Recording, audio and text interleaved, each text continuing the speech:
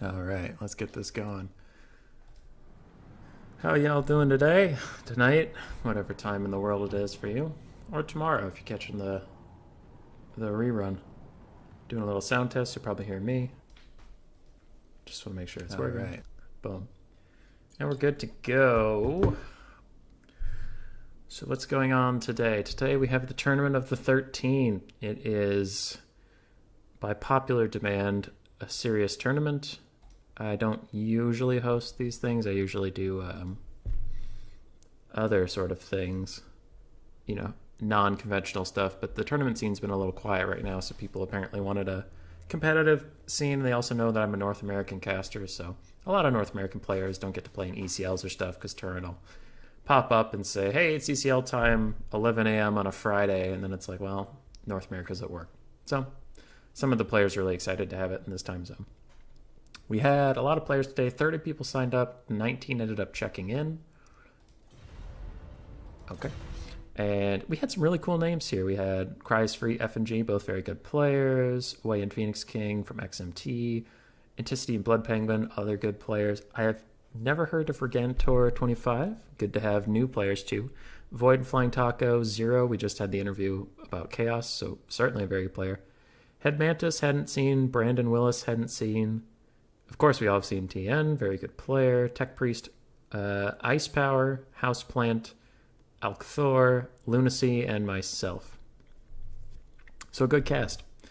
Good cast indeed. And as you can see, we are currently in the semifinal of Ice Power and Lunacy. They're doing picks on my other screen. And on the top, Zero is waiting for either Flying Taco or Cry is Free. So I'll switch you guys back over to the game. And has the scorecard. Yep. And I know I don't have a blocker, but I also haven't clicked on anybody just yet. So there's nothing to show. And I will change the text here. We have, hey, Lunacy's actually on the right side from the last time he was on this, apparently. Zero and Ice Power. Ice Power, well known in the community, very good player. Lunacy, also well known, maybe not as much on streams, but definitely well known if you play Anticity Ladder. Very, very good player there. I'm going to grab a screen blocker and put it in this tab of my stream just for when we need it, in case I click on someone's build. We can see that picks have started off. The map is Prague. Ice Power started off with Beastmen, banning Bretonia and Beastmen.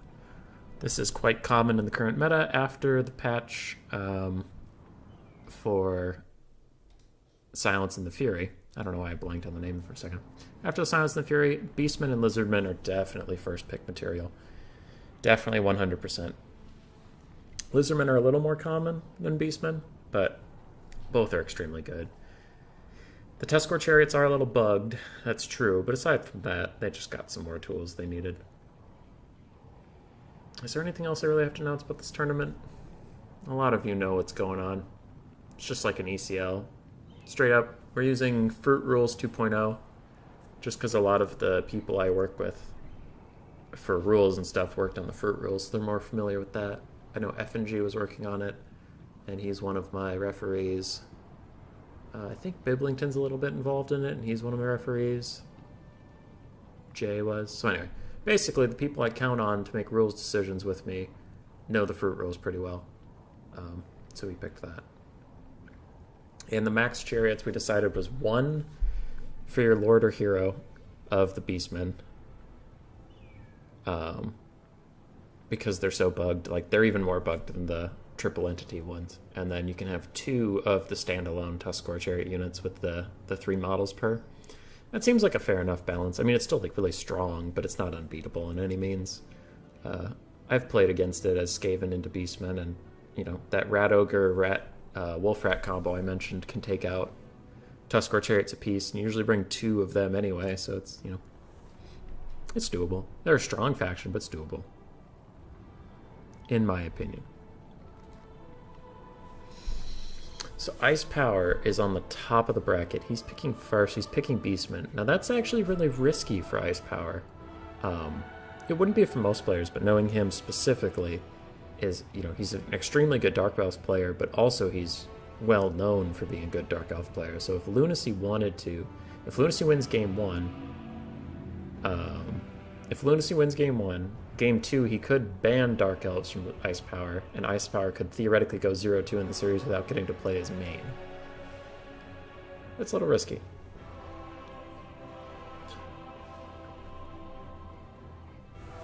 And as you can see in the chat here, both players are up quite late. Ice Power is English, I believe, and Lunacy is Eastern European, if I remember correctly. Praise be from Zero. Zero's on the other side of the semifinal bracket, waiting for his opponent. In the interest of speeding things up, I did message Zero, and whoever his opponent ends up being, I gave them their first map, and I told them to do pick and bans for the first game and army builds, and then wait for me. But hopefully we can just join that game. Both players will hit ready up and we can move on. Because I know it is pretty late for Europeans, but also, I mean, Eastern United States, it's getting to be 10:30, 11:30, so I'm sure they want to go to bed too. But how's everybody doing out there? Oh, stretch. You tired? Well, I feel like I mentioned it to death, but for this tournament... Oh, actually, I didn't even mention the prize. Hey, Tiago. Alright, the two players are building their builds already up, but I'll take you back to the left-hand screen for just a second. Boom. So what are they playing for? We're going to have 4 qualifiers to get to the playoffs. And the playoffs will be, I'm thinking, all best of 7 or best of 5 and then best of 7. But if you win this tournament, you're getting money. All right, how much money you get depends on if you get the playoffs. Because all 4 people in the playoffs get money. It's just if you get 4th, you'll get 10, 3rd gets 20, 2nd gets 50, and 1st gets 100. So it's a good amount of money on the line. I mean, $180 total in prizes. The least you can get is 10, but, you know, it's pretty try-hard. Pretty try-hard. I'm going to be doing 2 of these. Oh, it's listed right here. I'm going to be doing these in the European time zone, 2 in the North American scene. My audience is pretty split, so I'm trying to host tournaments everybody can partake in. I'm surprised how many European players signed up for this one anyway, even though it's in the middle of the night, but I'm hoping that the next one will be a little more palatable for them. Poor guys. I am considering doing the next one Monday. Monday. Shetland Apache, we don't sleep in the East. We enjoy the bloodshed. Oh, did Taco win? Hey, Taco won. All right, so Zero and Taco are going to be on the other side. They have the first map, and they can do their picks and bans. And when we pop over there, we'll get right into game. But for now, oh, stretch. You have Lunacy and Ice Power. It is going to be Beastmen and Vampire counts. And I believe... Yeah. I believe this is quite Beastman favored after the DLC. Shetland Apache, I hosted a full best of 7 tournament in Warhammer 1 with like 60 people. Everyone hated your guts after that. I mean, it's their fault for playing. They could have just abandoned you. Shetland, why weren't you in tonight's tournament? You're on our half of the world.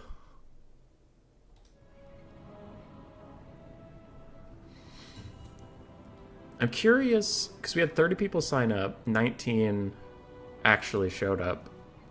And I know of the 11 that didn't show tonight, like 6 of them are North American, some of them got trapped at work, some of them just didn't feel like playing. I wonder if Europe will beat that amount or not. I don't know. I'll host one Monday.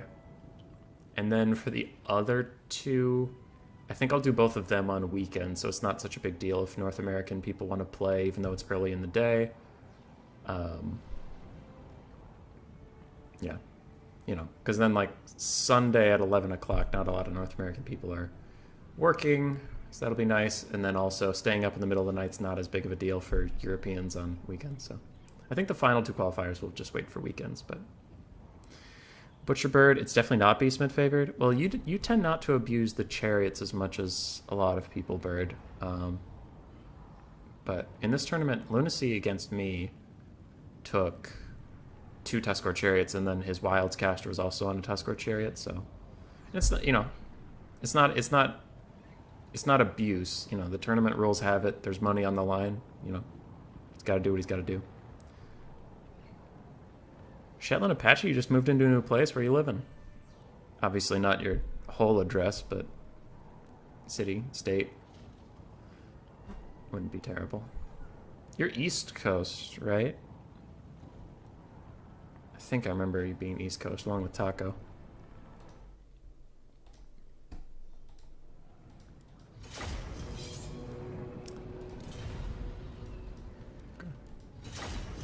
Alright, Lunacy's ready. Ice Power was ready and unready, so I think he was just checking the chat to make sure nothing was being said. He'll probably ready up here. And we'll get into our first game.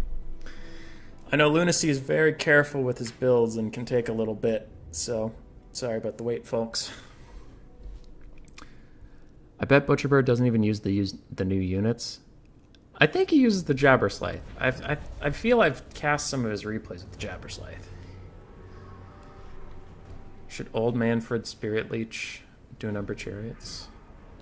I was in Queens, living out of New York City now. That's probably for the best. Get out of there. Get out of New York City, dude. Traffic's terrible. Okay. What do we got? So for Lunacy's build, we have Black Knights, Skeleton Spearmen as the front line, along with 1 unit of Stearnsmen. 5 zombies, which is pretty typical of vampire counts. No reason not to take them. They're only 100 gold. They're a very, very effective unit.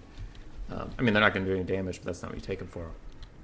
So with all the shifting around, where are we at with Cav? It looks like we have 2 units of Black Knights, 1 unit of Blood Knights, 2 Fellbats, a Strigoi Ghoul King Lord in the sky, with Gaze of Nagash, Spirit Leech, and Invocation to Heck. And does he have...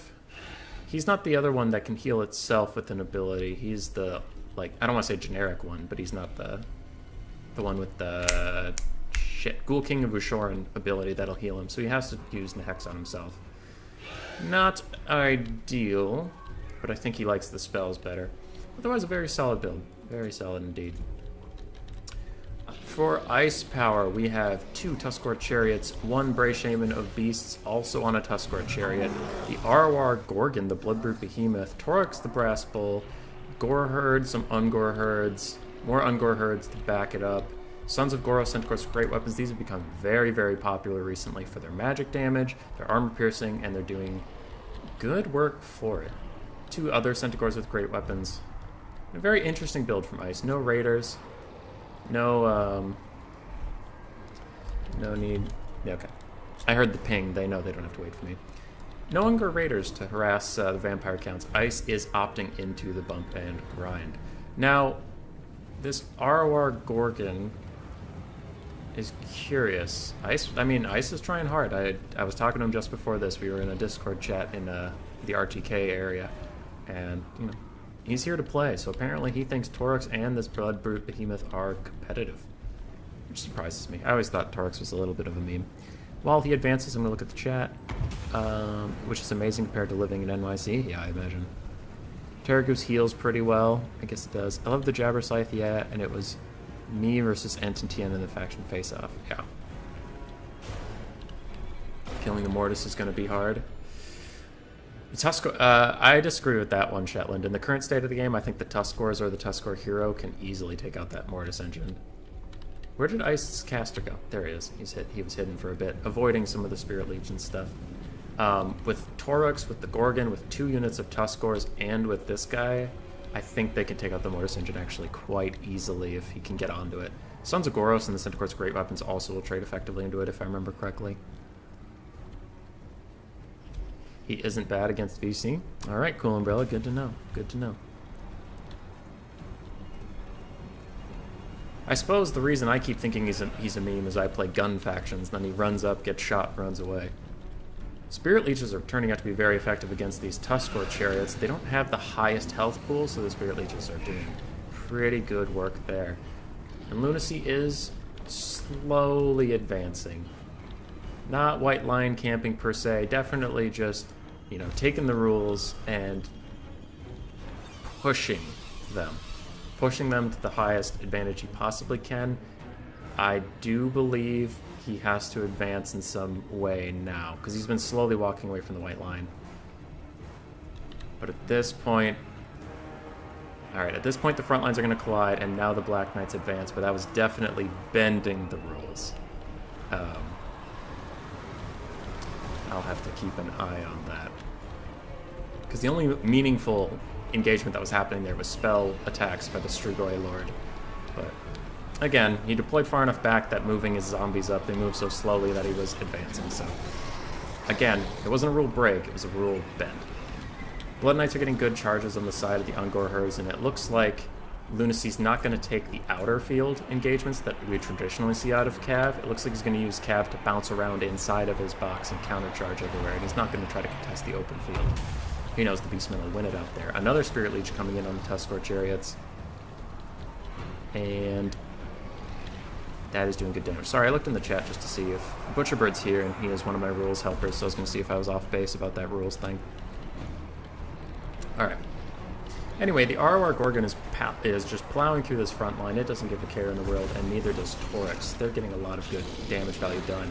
This flank's falling apart a little bit with the Mortis Engine and Cav charge coming in, but it looks like Ice definitely pulls out of there when he realizes it's a losing situation, and he doesn't lose too much. Now the Beastmen are heavily winning on this flank, so you can see that Ice only focuses on where he's winning.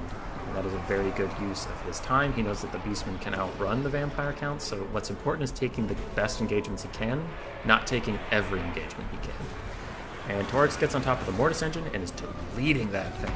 That is some really good damage for him there, and now these two Necromancers, if I remember correctly, are not going to be able to hold him off very well at all. I think Lunacy's just using their mass to try to block him in, but they're terrible, terrible combatants. Front line for the Vampire Counts has fallen almost entirely apart, but the back line, it looks like he may have tried to set a trap for Ice Power, and now Toryx the Brass Bull and this ROR Gorgon are isolated and kind of getting slapped down. That being said, Centaur's great weapons are coming in, the Sons of Goros are over here free and clear, they could easily come into this fight, and I think Ice is off to a very, very good start. This is a great lead from the Beastmen. ROR Gorgon is slapping the shit out of that Mortis Engine along with Toryx the Brass Bull. And I don't know about the double Necromancer. Lunacy might have had some secret tech there, but I think without White Kings for the Scab's Grace or Banshees for the individual single unit stopping power, I don't think that double Necromancer is going to get as much for you. He was spell kiting earlier though, so maybe what he's trying to do is stagger Forbidden Rod cast just to constantly have an Arcane Conduit type spell going. But certainly he is missing those combat heroes right about now. Sons of Goros are getting pushed off, but Ice is playing very, very, very well with his mobile advantage. He's not staying and fighting with anything that he doesn't have to. He's letting some Ungors rest. I don't think those are tactical reserves. I actually do think he's just letting him rest. No reason running him into a Mortis Engine. The ROR Gorgon is going to pull out a little bit just so it's not completely surrounded. And Toryx Restful is going to turn on fight. Now, Sons of Goros and these Centaurs have gotten on top of this Mortis Engine and they're doing some good work to it. I wouldn't mind Ice disengaging this fight and just bouncing out, trapping that thing in and killing it. Because currently it looks like he's a little too surrounded for his own good. The Gorgon does have regen. Pulling it out isn't the worst idea in the world. Though, is its regen melee only? Oh yeah, it is melee only. That might be why he's keeping it in all this chaff. He's not afraid of Necromancy. He's not afraid of the Spearmen, really. He just wants that thing to keep regenning. Because if he leaves, like I was suggesting he do, if he leaves, he's going to be pounded on by these Blood Knights, and that'll actually be more dangerous for the Gorgon. Gorgon and the Toryx are both trying to run after the Strigoi Lord. The Gorgon is on kind of its last legs. It does have 1,600 health left. Its health bar is just so huge that it looks like a tiny amount, but if it gets surrounded by Blood Knights, it will certainly die. Skeleton Spearmen crumbling over here, and what do we have left for chaff? Not a lot. It looks like it's Lunacy's Cav and Heroes versus Toryx and the ROR Gorgon. Looking at the state of the battle, I'm kind of wondering why the balance of power is so heavily favored. Oh, alright. There were two Fellbats in the distance I just saw, and the Beastmen front line, unfortunately, is too cowardly for their own good. One of those Tuskors was still alive. The other Tuskor got deleted by Spirit Leeches. Its health looks okay here because it had two models left, but it did get Spirit Leech down. Centaur's great weapons didn't get their value. Neither did the ROR Gorgon. What happened to him? I missed what happened with Brace Shaman of Beast. Not having magic that entire time was pretty hard for Ice. Mortis cleaning up. And I will go check the chat. GG, well played. Played.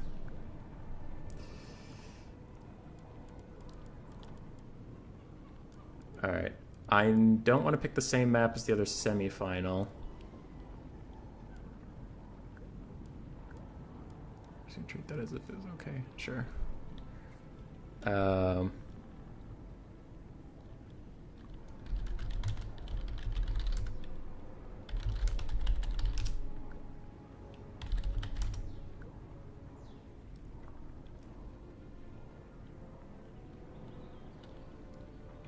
Yeah.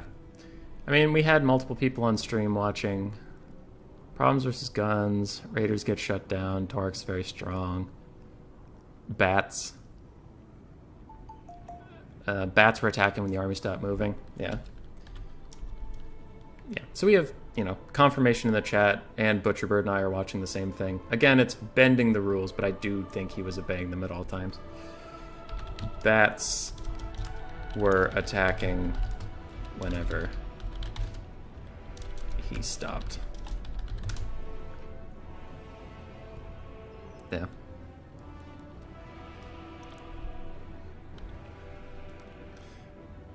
Anyway, not to drag you into the Shetland Apache, I was just making sure that I'm not crazy. Kappa. I understand Ice's struggle there, though. It's not the best situation to be in. Keep that in mind for future rule breaks. Yeah.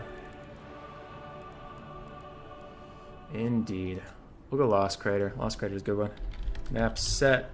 Ice picks bands 2. If you want to make multiplayer like this, Human Boy, we can. Unfortunately. Super Beastman favored, Butcher? Yeah. Yeah. Oh, yeah. You're right. For some reason, I thought Lunacy was top of bracket because he joined the lobby first. Okay, now I need to go update the scory thingy. Lunacy 1. I do think Ice played that well. I didn't notice his caster getting gooned on the outside, and that is a big deal for him, because I think if he had like Flock of Dooms and stuff to clear out a lot of that chaff, he would have been in really, really good shape. Or was it a Beasts or a Wilds caster? Either way, Trader King would have done largely the same thing. Beasts, yeah. So Flock of Doom, Manticore Summon, or Curse of on Rear. Those all would have changed a lot of things about the fight.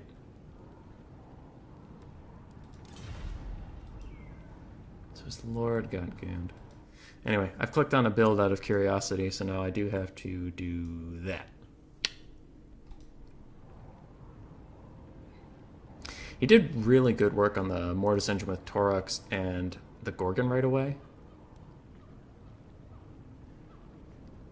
But then he couldn't finish it off, and it had a lot of regen, and probably even some Nehek casts. You don't bring Beastmen Chariots to Vampire Count Chariot Showdown. Play the game slow, may as well pick fast.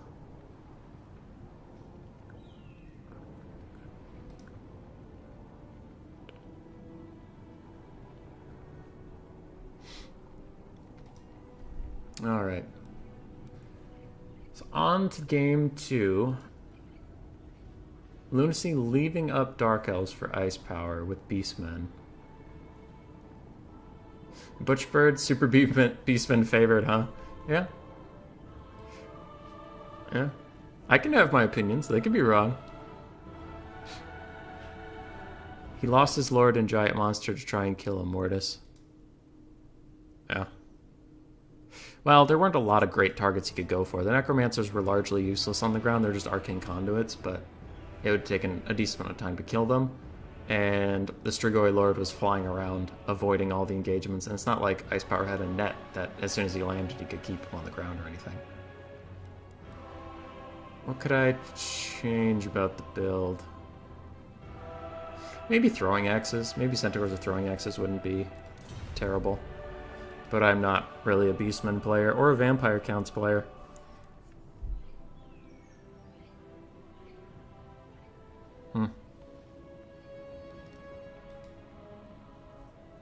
Yeah, it was some effective spell kiting.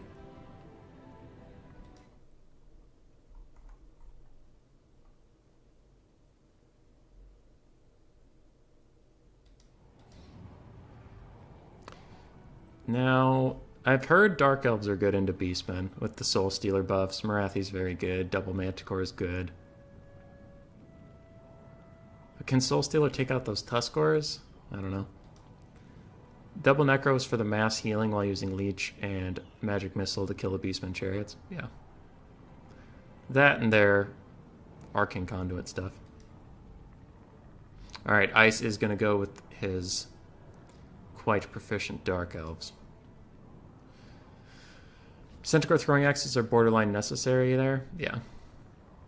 It could have been good. I wonder, Bird, you're a Beastman player. How did the Centaurs of Great Weapons trade against Blood Knights?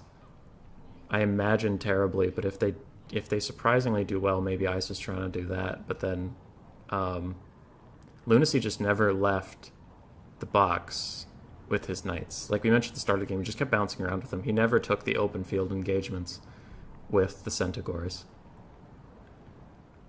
which was a good play. And if there were throwing axes, if he opts not to take those engagements, then the throwing axes just sit there and throw him into the box and force his knights to come out and play.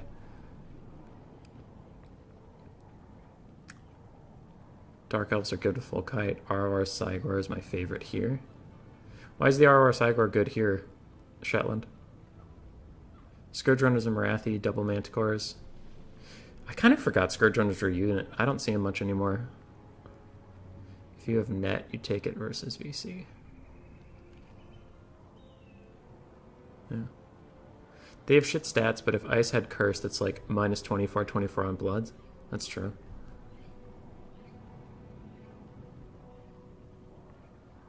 That's true. Centaur's Great Weapon are no good. You need throwing axes. So it seems like chat's largely in agreement that throwing axes could be a good pick here, but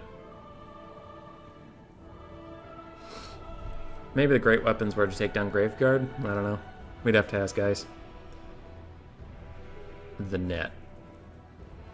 What net? Beastmen don't... Oh, okay. That's what you're talking about, Shetland. I thought you were talking about in the ROR Cygor for Lunacy's Beastmen versus Icepower's Dark Elves, and I'm like, why do you need a net versus Vampire Counts? They're not here, but I see. Yeah, so for last round, that could have been good. It could have thrown boulders at those Graveguard, could have thrown them at the Blood Knights, could have netted some stuff down, and then that would have forced Lunacy to move up. Oh, because that's another thing. Oh, that is another thing. Okay, so, Lunacy bending the... We all talked about it. I'm not trying to flame the dude, but the whole super slow advance, where you're technically fulfilling the rules, but you're not moving so quickly so that you can spell kite. Man, dude, if you had 2 or 3 throwing axes there to harass the shit out of his lord, you couldn't let him run all over your Tuskor chariots like that. You could zone him off and make that advance punishing. But the fact that Lunacy saw he had literally no range to fight him, his lord could just run up and abuse him. Hadn't really thought of that. Not only can Centaur's throwing axes encourage the Blood Knights not to sit in a box, but they can make it a bit harder to spell kite. Yeah, Butcherbird, I just mentioned that. Sons of Goros were only really brought because Beastmen have no magic damage. Maybe just a Deathcaster is enough now. That's from Tiago. Sorry. I should be announcing who's saying these things for people in the VOD who don't know what I'm reading right now. To force them into you. Yeah. So it looks like chat's agreeing. There's different ways, but Ice Power's full melee build did allow Lunacy to play that kind of slowly sort of. Well, I don't want to say scummy because I don't want to just like shit on the guy. He played very well. He acknowledged that there was no reason for him to sprint into his death, and he advanced as slowly as legally possible. Yeah. It's one of those things like when I started playing and versus dwarves, I took all these like full melee comps to just try to slap through them with as much armor piercing as I could get. And then 1 or 2 gyrocopters would destroy me because I had literally no range. And it's just like, oh, huh. I need something to pressure units in the air.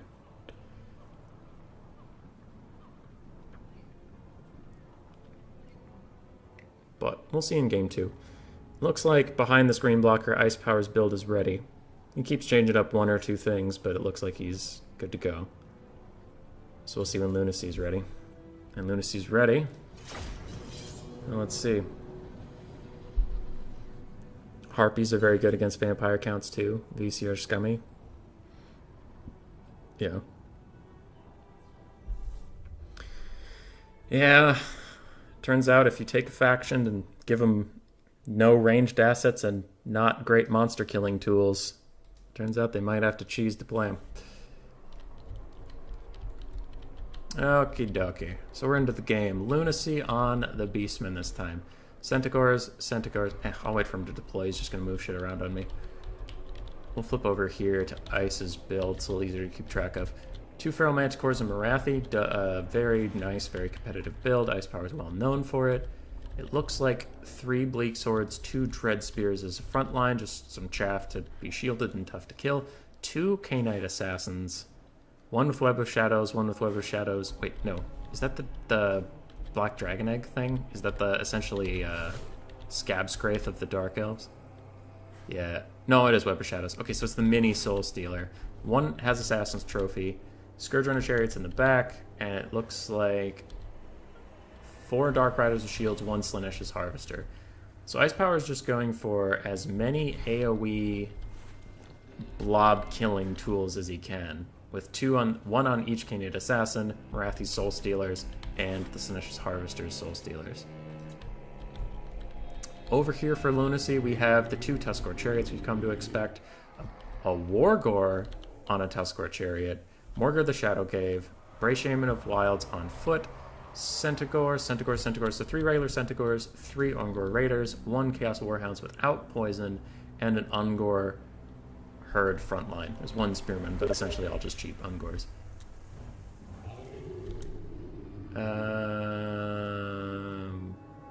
Okay. Got it. Got it. So we will see.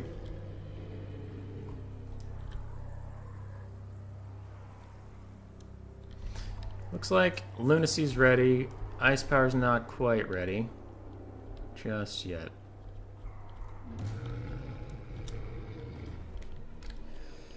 Air units. We're advancing. Multiple refs. Watching. No one.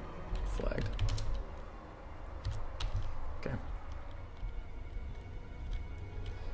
Why do these guys keep on bringing regular Ungors? Liam, sure they are really good to screen dogs and bats and Morgars have throwing axes, let them win the game for you. I've been told I'm not meant to flag it. Whatever.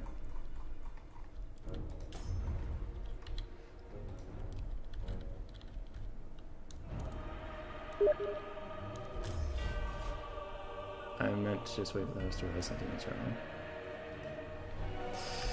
He had bats advancing when zombies weren't, then zombies advancing when bats weren't. Okay. Alright. We discussed it at length on the stream. It sounds like Ice doesn't agree with our ruling, but so far, I mean, we have 2 refs, myself and Bird, watching, and I mean, Bird can contradict me, but neither of us seem to think it was a rule break.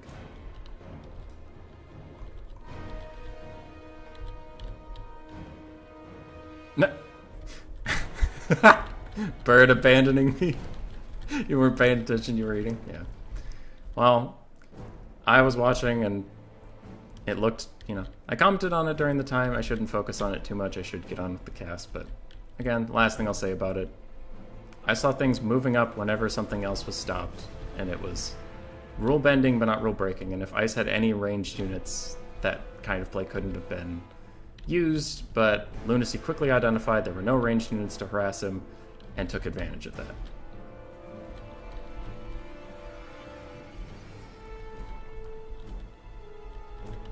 Alright. So it looks like the Scourge Runner Chariots are fulfilling the attacking role, and otherwise the Dark Elves are chilling. There's no reason for them not to do this until the Centaurs come out to play, because the Ungor Raiders won't get any damage on these Scourge Runners. They'll just miss most of their shots, and the shots that hit won't do any damage. I have a message.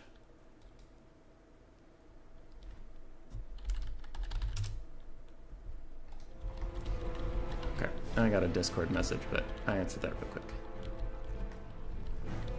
So we get to the slow skirmish phase of Scourge Runners. Happens pretty much in every Ice Power, Lunacy / Ice Power Void battle, is we have a Scourge Runner phase of the battle where we can all stand up, stretch a little bit, get some tea, get some crackers, come back an hour and a half later and it'll be almost over. Just poking and prodding.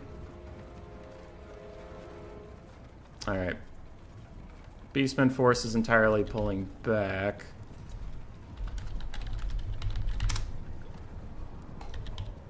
There we go. Some Ungor Raiders are moving up. At that, it's a moment, so we're not going to make them replace the game off of a moment, but at one moment, everything was moving this way or this way, neither of which is towards the Dark Elves.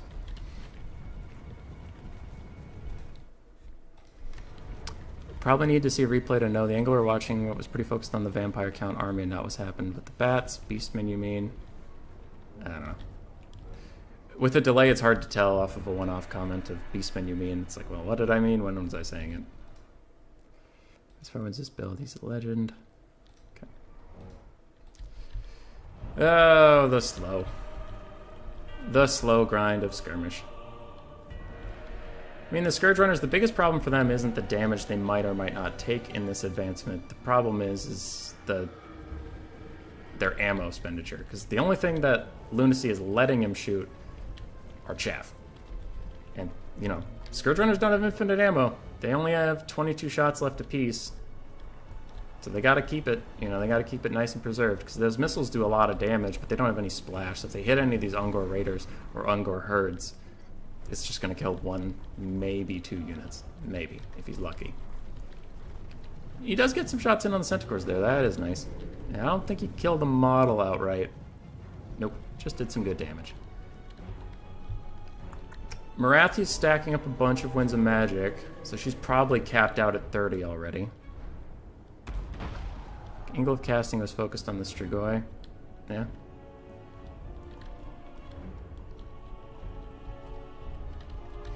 Yeah. Yeah, it happens. Anyway, moving forward. Beastmen are still slowly advancing. Now the Eye of Morsleep should be in range of the Dark Elf forces. Ungor Raiders are moving up. This is a lot of very slow move up, move back. Because Ice is moving back whenever the Eye of Morsleep gets into range, so then Lunacy has to move up. The Scourge Runner is going to move forward, try to get on top of the Eye of Morsleep. So then Centaurs have to move up. It's going to shoot at them, so Ungor Raiders move up. It's a very stepladder approach. Eye of Morsleep does get a nice cast onto the Slaanesh Harvesters, kills a couple models there, so that's pretty nice. Are they shooting? It doesn't look like the Scourges are even using ammo. It's hard to tell on a desert map like this, but he does have the Canid Assassins moving up whenever the Scourge Runner is. He's definitely being more aggressive in this game than Lunacy was in the last game. So if I said the Lunacy thing was fine, there's no way that this is a rule break. He's actually up here using ammo. He's actually within range of getting attacked. And the Canid Assassins may have even overextended, as they're now to get collapsed on by a Wargore. And the Wargore is going to get on top of him. We all know how strong that is from Turin and Milk and Cookies and everybody else's videos about how broken they are right now. So that Canid Assassin is in some trouble. Dark Riders with Shields, the double Manticore, and a Soul Stealer coming down. All to try to bail out this engagement. And it does look like it gets some good damage onto the Wargore, so that is not very bad at all. Tuskor Chariots are getting melted in this little pocket, and even though you lost a Dark Rider with shields, I think Ice Power will take that trade any day of the week. Web of Shadows went down, and is this another Soul Stealer from the Slaanesh Harvesters, or what's this? This is another Soul Stealer either from the Slaanesh Harvesters or Morathi. So what's the total kill count? One Dark Rider unit is shattered, and meanwhile all the Beastmen forces in here are getting absolutely worked on. But Morathi herself is getting murdered by that Wargore, who shatters, and he's killed right away. This went from 0 to 100 real fucking quick. As all of a sudden we have this big old blob fight in which the Beastmen are taking massive casualties, but so are the Dark Elves that are in there. Morathi's at half health, but with a couple more Soul Stealers, she would largely be totally fine. Scourge Runner Chariots are running around the backfield, and Centaurs have plowed into the fight, getting this Canaan Assassin very, very low, and another Web of Shadows comes down, draining them off. One Feral Manticore is broken, but not shattered. The other is breaking at almost full health. That is actually alarming that he is that low on leadership. More Dark Riders have shattered, but they are chaff for the Chaff God, and Ice Power doesn't really care about them. As long as Morathi and the Manticores survive their ordeals, he is happy with what's going on. The Beastmen are off to a very early balance of power lead, though. As we know, Beastmen to be quite strong in that thing. And the Bracing in the Wilds is also down, so the Beastmen are now without magic and without a hero. They do have 2 Chaos Spawn summons. I think I can see both on the field at the moment, so if they disappear, I think Ice will be in a good spot. Morgar the Shadowglaive is down to half health already, and he's got a Canaan Assassin right on top of him. If that's the one... Nope, the other one had the Assassin's Trophy, and he broke. He is back, so if he can get Assassin's Trophy on top of Morgar, I think that'll be very bad for him with a Manticore and a Canaan Assassin 2v1 fighting him. Morathi is going after the Tuskor Chariots, it would appear. No, she is going to rear charge Morgar the Shadowglaive. Get a good hit onto him. As we mentioned, the Assassin's Trophy comes down. You can see the Balance of Power is back in the middle where the Dark Elves want it, and there are 2 Chaos Spawn on the field, and it says it's even right now. Maybe even going into the Dark Elves' favor. If they kill Morgar, I think this is over. And just like that, the Beastmen are down to the Eye of Morsleep versus this entire army, unless I'm missing some things. I mean, we have some pathetically injured rallying units over here, but I think Ice took command of this game very quickly there. Oh no, Morgar cannot come back. This is a huge mistake if he comes back. These Dread Spears have to be on top of him. Honestly, I would take the Scourge Runners and get on top of him. No! Do not leave him! Do not let him come back! Oh no. Okay, if Ice loses the game, it might be off of that play, but you can see the Balance Power is going heavily into his favor. The Eye of Morsleep's going to break, and I don't think it will matter. Very well played, GG. What a slow start to, like, what ended up... If both armies started within range of each other, that would have been a 2-minute game. But there was just this really long setup to this, like, BAM! Done! That was so funny. That was hilarious. You'll love to see it. The Beastmen struggled to get any value once the fighting started. Eye of Morsleep did fine because of the skirmish phase, but otherwise they got riggedy wrecked, son. And Beastmen are 0-2 in this series so far. Very nice stuff there from Ice. And, you know, as was mentioned in the chat, at one point he maybe wasn't shooting or something. It goes both ways. So we are on to Game 3. Game 3. The Ogham Shard is a fun map, but considering how, let's say, heated this match is, I want to pick the most neutral, plain as dirt map possible and just make sure no one gets mad at me about the map. Because we just need a nice, fair game. Last game, map set. GLHF. Morgar can't clutch without support? Yeah. Ice Power is just really good at, you know, okay, right now, I'm going to murder the Tuskor. And he focused on that, he killed the Tuskor, he pulled back into the sky and said, okay, who's next? The Bray Shaman is overextended. I'm going to kill that. Then he killed it. Then he popped up into the sky and he said, okay, who's next? Saw Morgar, rallied his Canaan Assassin, waited with the Assassin's Trophy until Morathi was behind him, then rear charged, then hit the Assassin's Trophy. Okay, Morgar's dead. What's next? The Eye of Morsleep. And he just kept doing that. And he gave himself the room to do that with all of those AoE damage spells. So if Lunacy piled in to help his units that were getting killed, as we saw at the start of the game where the Tuskor maybe overextended a little bit to get on top of the Scourge Runners and the Assassins, Anything that came to help it was immediately annihilated in just this big AoE hellstorm. So that was very nicely played. Good build. Looked a little suspect on the start, but now that I've seen it in action, it's like, oh, well, that makes perfect sense. Of course that would happen that way. So well played. Very, very good build. All right. Ice Power's up 1. Well, not up 1. He has a point. Lunacy has a point. And we are going into game 3.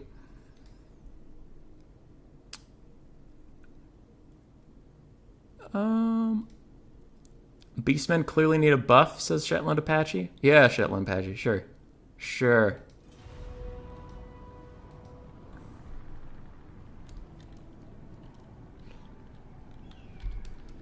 You were always advancing in some fashion. Oh boy. Flying Taco. Who do you think will be the last character revealed for Smash Ultimate? It's Queek. It's obviously Queek. Goes both ways. I don't play favorites.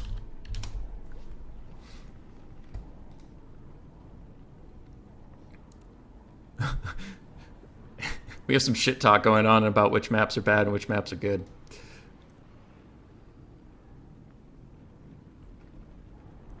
Shetland Apache. Castle Drakenhof is one of the most even maps.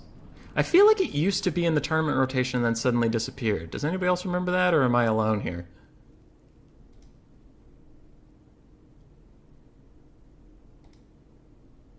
Papa Smurf would be hype. Papa Smurf and Smash. It would be heavy from TF2.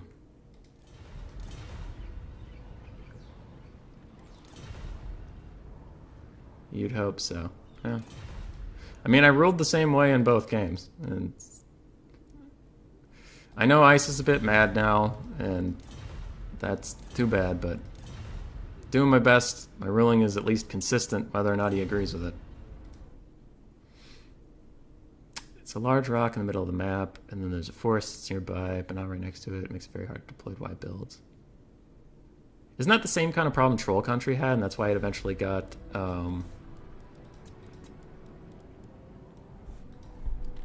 Schwartz? Did it not change? I clicked back and forth just in case. Okay. Shetland Apache, they're already in 4K. What is going on in this chat right now? Smurfs are not in 40K, are they? What? I don't play 40K, but that would that'd be new. That'd be new to me.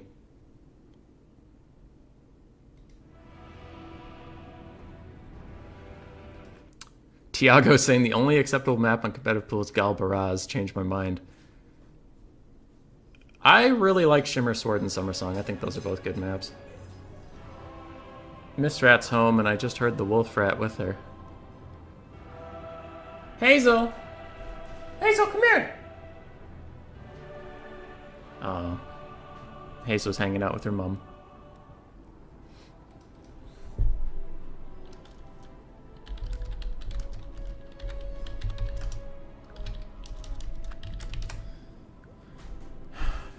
Having terrain feature is good. Watching people just smash in an open field is old. Yeah, actually, it's funny you mentioned that, Shetland. We had just talked about this in the RTK chat before I got on the stream. The subject of the conversation was MP Alpine Ridge. It's the one with that really big hill in the middle. And I personally like it. And I play Skaven Dwarves and Vampire Coast, so it's usually a bad map for me. But it is nice to actually have to play around a terrain piece for once, instead of just, you know, everything's an open square. What's that desert map with the big hill right in the middle, and it takes up like a third of the width of the map? Does anybody remember what that is? That is a good one. The one with the lake on one side isn't great, Human Boy. Yes. It really favors defensive play from the player on the left-hand side of the lobby.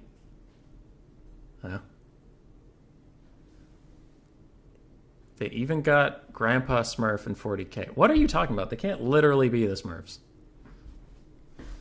Okay. It seems Ice Power and Lunacy are really strongly considering what they're going to pick. So I will fill time. And Grace is home. Butcherbird, I like Peak Pass, Blue Reach. Ooh, Blue Reach is good. I don't use it enough. Cairn Woods. I feel like every time I look at Cairn Woods, I don't enjoy that map for anyone besides Beastmen. Central Chaos Waste is good, but that's not the one I was thinking of. The one I'm thinking of is an actual desert map. Tomb of Shifting Sands. I think Butcherbird's got it. That's a good one. Peak Pass is good. I think that was in the Warhammer World Cup map pool, and I did enjoy that one a lot. You going to bed? Yeah, probably. Okay.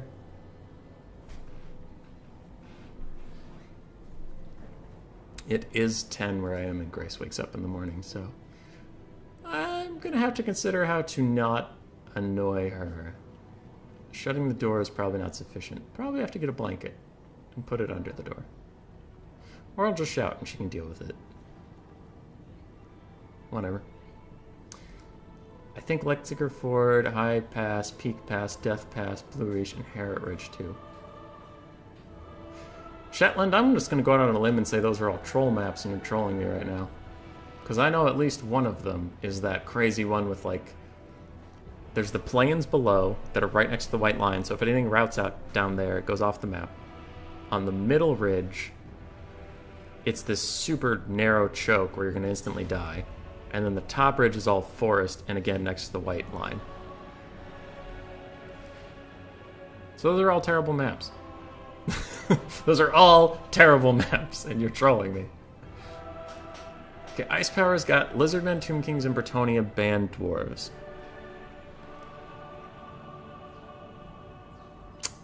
Now, Lunacy's played Vampire Counts and Beastmen, so dwarves, Vampire Counts, and Beastmen can't be played. Lizardmen, Tomb Kings, and Bretonnia. You could ban Lizardmen and go Bretonnia, and then accept the Mirror or Tomb Kings. But I don't think that's the best. Lunacy does play Greenskins, so you could ban Lizardmen, take Greenskins versus Tomb Kings or Brad. That's not a terrible idea. Tomb Kings aren't amazing against Greenskins. That one's an even matchup, in my opinion. Bretonnia's Greenskin favored. What else? I don't know.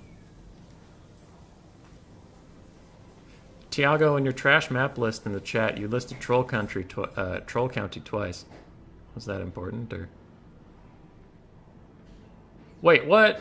Central Chaos Waste and South Chaos Waste are great. What are you talking about? North Chaos Waste sucks, but the other two are fine. I'm a professional complainer. I beg to differ. Alright, Lunacy's banning Bretonnia, picking Chaos. And I'm not hovering on anybody's build, so I don't think I need a screen blocker. And if he picks Chaos, if Ice Power is a student of Bob Tresh, he's going to go Lizardmen. Because Bob strongly proselytizes that Lizardmen is very good against Chaos. And I won't reveal what build that is here. Just in case, just in case Lunacy's here. I know Ice Power and Bob train together a lot, so their builds are probably going to be similar, and revealing exactly what it is on the spot might not be the best, so I will shut my mouth for that. The Ashen Hall is a great map. I promise you I don't troll about maps. It's a very important part of balancing and the ability to have fun and all in this game, because some great maps that are too small to be usable. So Shetland is trying to get me to expand the map list. Flying Taco. Taco, you mentioned earlier that you weren't going to play in my tournament because you had shit to do today. Did you do that, or did you put it off, or... Why are you here, dude? Why are you here? Get out of here! Lizardman is definitely strong against Chaos? Yeah, they are.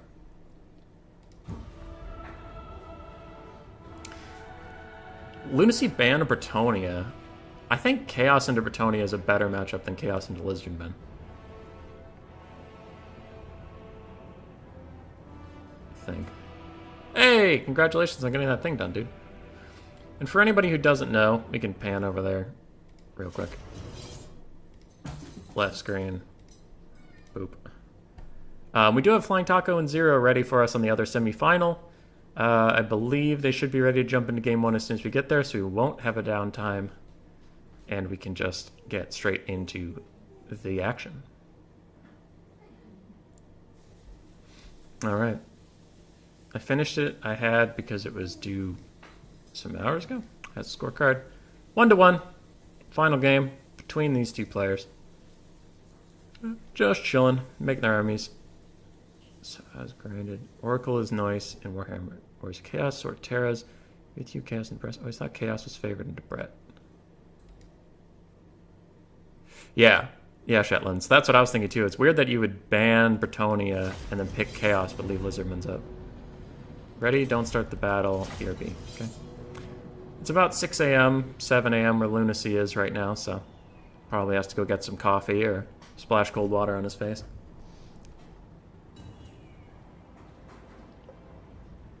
All right, BRB. I'm going to give Miss Red a hug because she deserves it.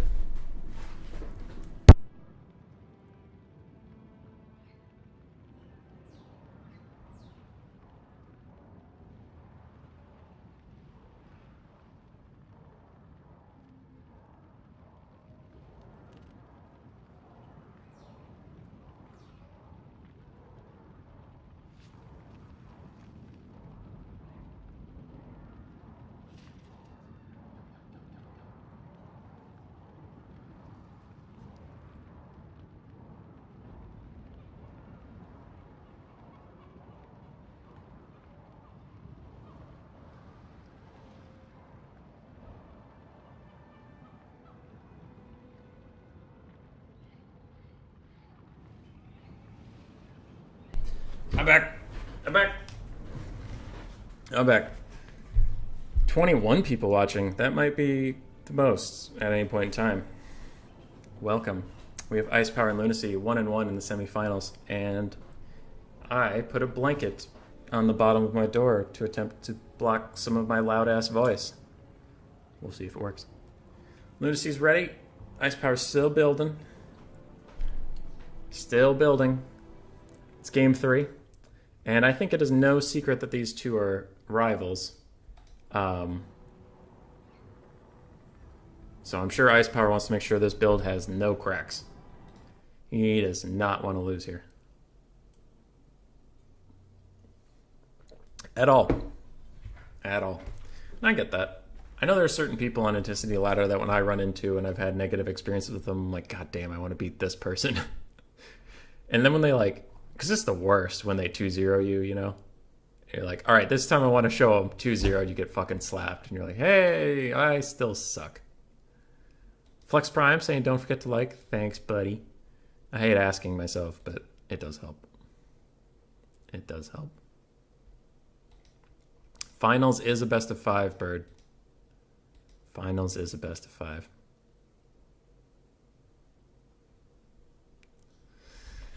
And yes, Bird, I know it's getting late. I know, but I knew when I made this tournament because I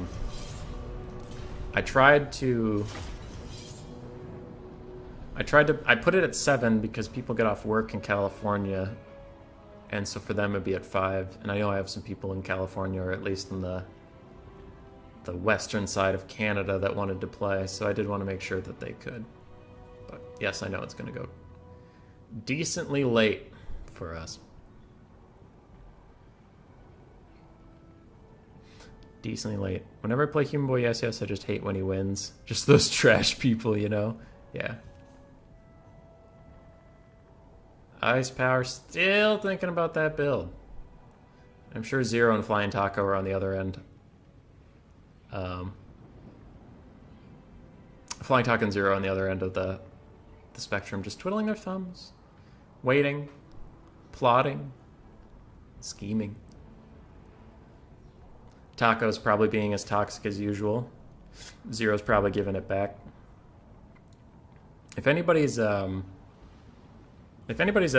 talked to Zero, and don't look at the interview I had with him today about the Chaos faction. Don't look at that. All right, that's bad content. That guy's he's just the worst. He's just the worst. Super insulting, really rude, horrible guy. Horrible guy. Cool Umbrella, you tried to make it. Yeah, you did. Hey, you don't have to play, dude. I just wanted to... I know Californian players kind of... They have a rough time making it to a lot of tournaments, so I want to make sure I at least gave them a shot. Poor Zero. It's only midnight where you are, Tiago. The night's still young. I'm wondering if Ice went to bed and just left his computer on. To spite me. Kevin G9012 already liked, meant to subscribe to you earlier. I've been enjoying the cast to learn more about the game. Hey, thanks, buddy. I try to make stuff that makes any sense at all, unlike my words.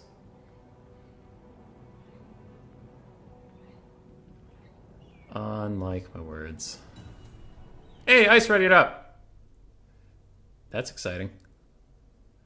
That is exciting. Here we are. All right, I gotta bring the energy back a little bit. Oh, we are out of the lobby. We are into the game. It's game 3. This is for all the marbles. These two players really want to win because they, not the biggest fans of each other. The grudge match. I could be PC and pretend we're all friends, but I'm pretty sure you're all adults and can figure out that some people just don't get along. And oh my lord. Lunacy bringing 4 chariots. Bird, are you still here? At Bird. How many chariots can you have? I'm gonna ask one of my mods to look at that for me.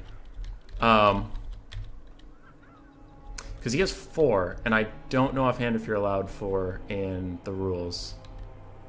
I just don't want to fuck that one up. So, while Bird hopefully checks that for me. Hopefully. It's legal? Alright, good. Alright. So, Sartorial, the Everwatcher with Final Trans, Plague of Rust, Arcane Conduit, and Stand Your Ground. 2 Exalted Heroes. Stop moving them. 2 Exalted Heroes with nothing on them. 4 Chaos Chariots. 3 Marauder Horsemen. 2 with Throwing Axes. 1 is the Master variant. 2 Chaos Feral Manticores. Chaos Marauders. 5 of them in the front line. So Chaos is relying very heavily on its mobile game. In the back for Ice Power, we have 3 Pterodons, and this is not at all Bob's build. Okay, kinda. It's close, but not quite. Bob's build is full kite. He fully kites Chaos, and I didn't want to bring that up in case Lunacy was watching and built anti-kite, but I know Bob just loves kiting Chaos players all day long.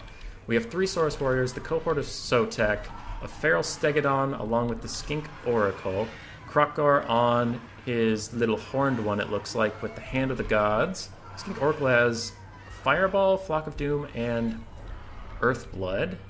3 Pterodon Riders in the sky. Do anybody have Fire Leech Bolas? Nope. Nope.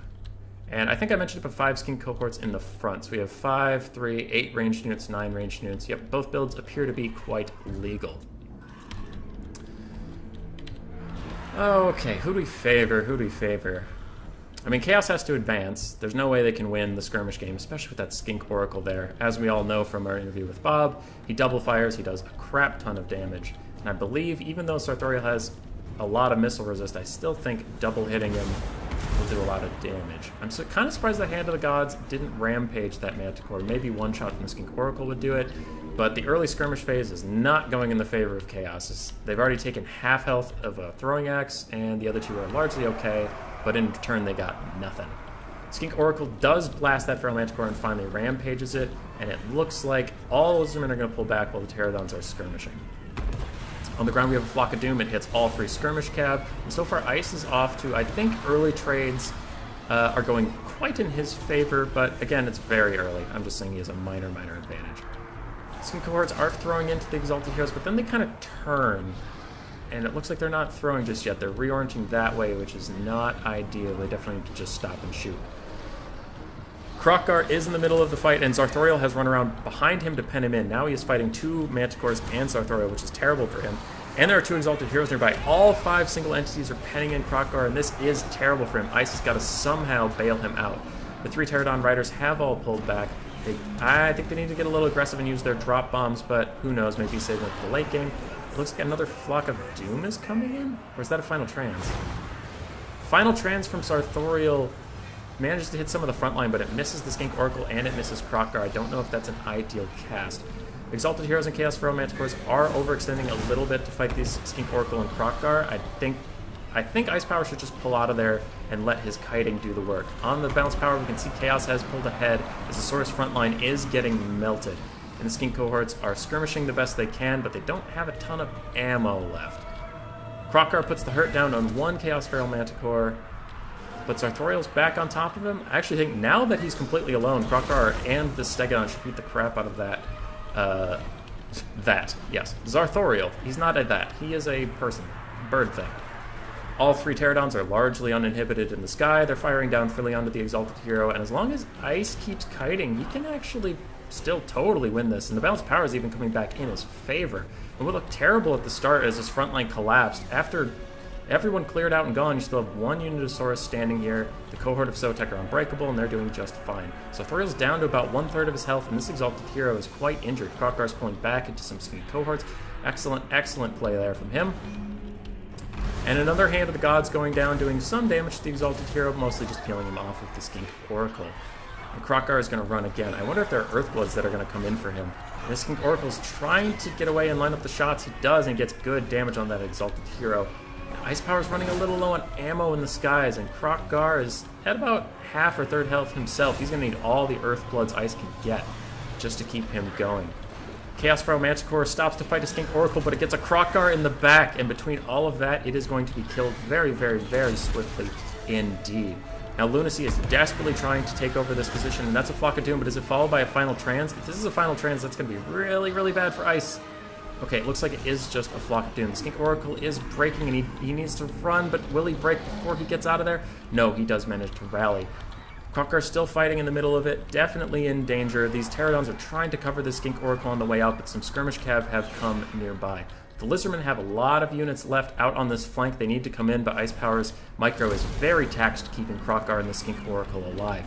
He is certainly under a lot of pressure here. The Chaos Chariots are still largely healthy, and Krokkar is again surrounded. Not by the best combatants, but combatants enough. These aren't Tuskar Chariots, but Chariots can still put a wall up on a single target if they're allowed to. One Pterodon is out of ammo, the other is just about, and that they are soon going to be out of skirmish elements, which is going to be a big boon for Chaos here. This Feral Manticore is about to rout and probably shatter, but so is Krokkar. It looks like he's terrified, but the terrified actually takes him out of that terrible situation, and maybe Ice can pull him out this way, get him behind what's left of his front line, and heal him up a little bit more.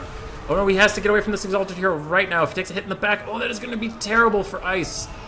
Oh, that is a bad shot to the back to take, and if Krokkar shatters here, it might be over. I don't think the Skink Oracle has enough ammo or stopping power to kill all these Chaos forces. Healing does come in for Krokkar. That is a good play, and it looks like this Feral Stegodon is going to try to disrupt some of these Chariots. Skink Skirmishers are firing the last of their ammunition to the Exalted Hero, and now surrounding him, as it looks like Lunacy's going to let Krokkar go. I think that might be a big mistake. If Krokkar can come back in the late game, get a couple charges on the Sartorial, that'll be good. And this Exalted Hero is going to break. This is such a good scrap between these two players. I actually have no idea who's going to win right now. My eyes keep telling me Lunacy, but then I see all these red bars, and the Chariots are wavering because they're dirty cowards.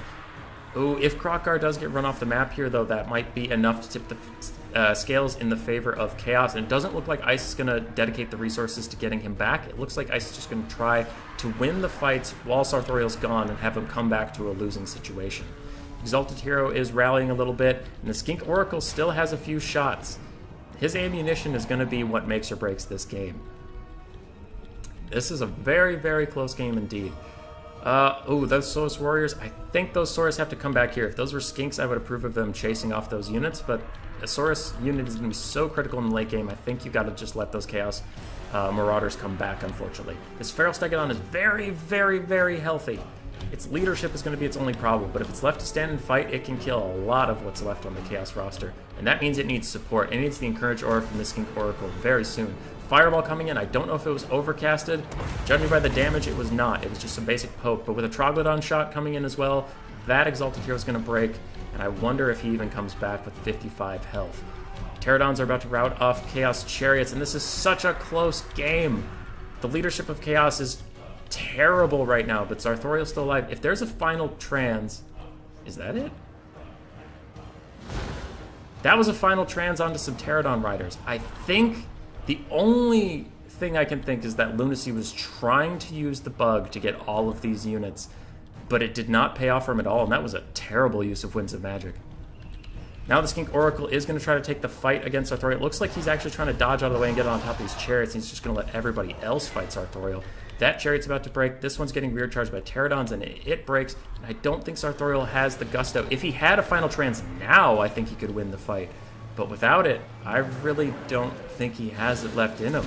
If this Stegodon fights, where are you going? The Stegodon needs to stay in the fight. The Stegodon needs to kill these chariots. It needs to help the Skink Oracle, because if the Skink Oracle breaks, there's no leadership left for this thing. And this thing is a dirty, filthy coward. But Ice is taking the lead. Ice is going to rear charge now on Zarthoriel, and I think he's taken the game. That was very well played. Drama aside, this was a good series, in my opinion. In my opinion. But that final trans missing definitely cost Lunacy this game. I still, I cannot prove it, and I don't want to disparage a player.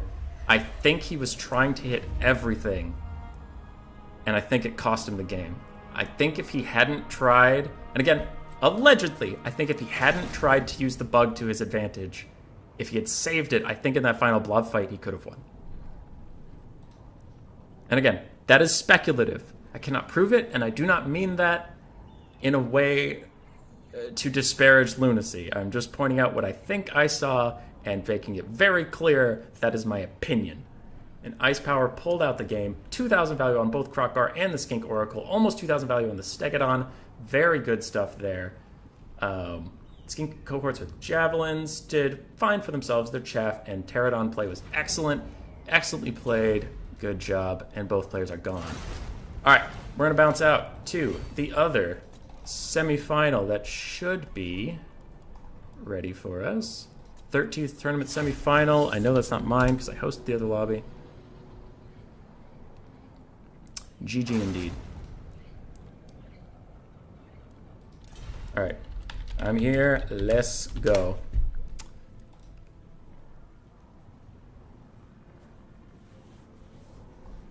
All right, what's going on with the chat? It's legal. Only max is less for beastmen and greenskins. I know at least a couple in the community are kids. Yeah, but I mean, they're not like kids. They're like 12. They can handle it. The zero... No way the zero interview's unlisted. I did that one live. You're trolling me right now. Now I gotta go check because Tiago's got me. But that zero interview's listed, dude. Yeah, it is. It's public. It's got 62 views. Don't do this to me.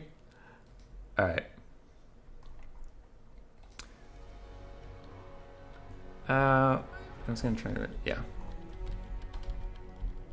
All right. So we got here into this other semifinal. Ice Power did win the bottom bracket semifinal, and we are up in the top with Zero and Flying Taco. I gave them the map ahead of time. It is Summer Song, and I think Flying Taco is our yellow team, but I will check in just a second. And this is Zero. But, yep, they knew we were coming, so we don't have to wait too long. We can just get right into the game, which is what we're doing. Shit, I have it backwards. Okay. So we have Zero on the Wood Elves versus the Lizardmen of Flying Taco. A decently standard matchup we see in the community a lot. A lot of people consider it Lizardmen favored, but Wood Elf players keep taking it anyway, so there must be something they know I don't. And I will trust their judgment on it. And Flying Taco, if anybody, can win a bad matchup as the Lizardmen. He is quite the Lizardman player. I thought about getting him for the interview, but Bob Tresh is also very good, and Bob Tresh is a good friend of mine, so we just went with that. All right. Hammond, wait, what video? I don't see it. Was it posted today? Yeah, it was posted. It was in my live streams. So if you go into my YouTube's DOM, you can't just be in uploads. I think you have to go to live streams. Hey, Ice.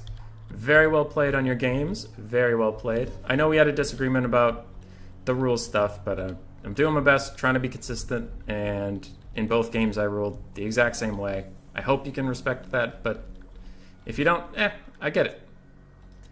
Shit happens, my dude.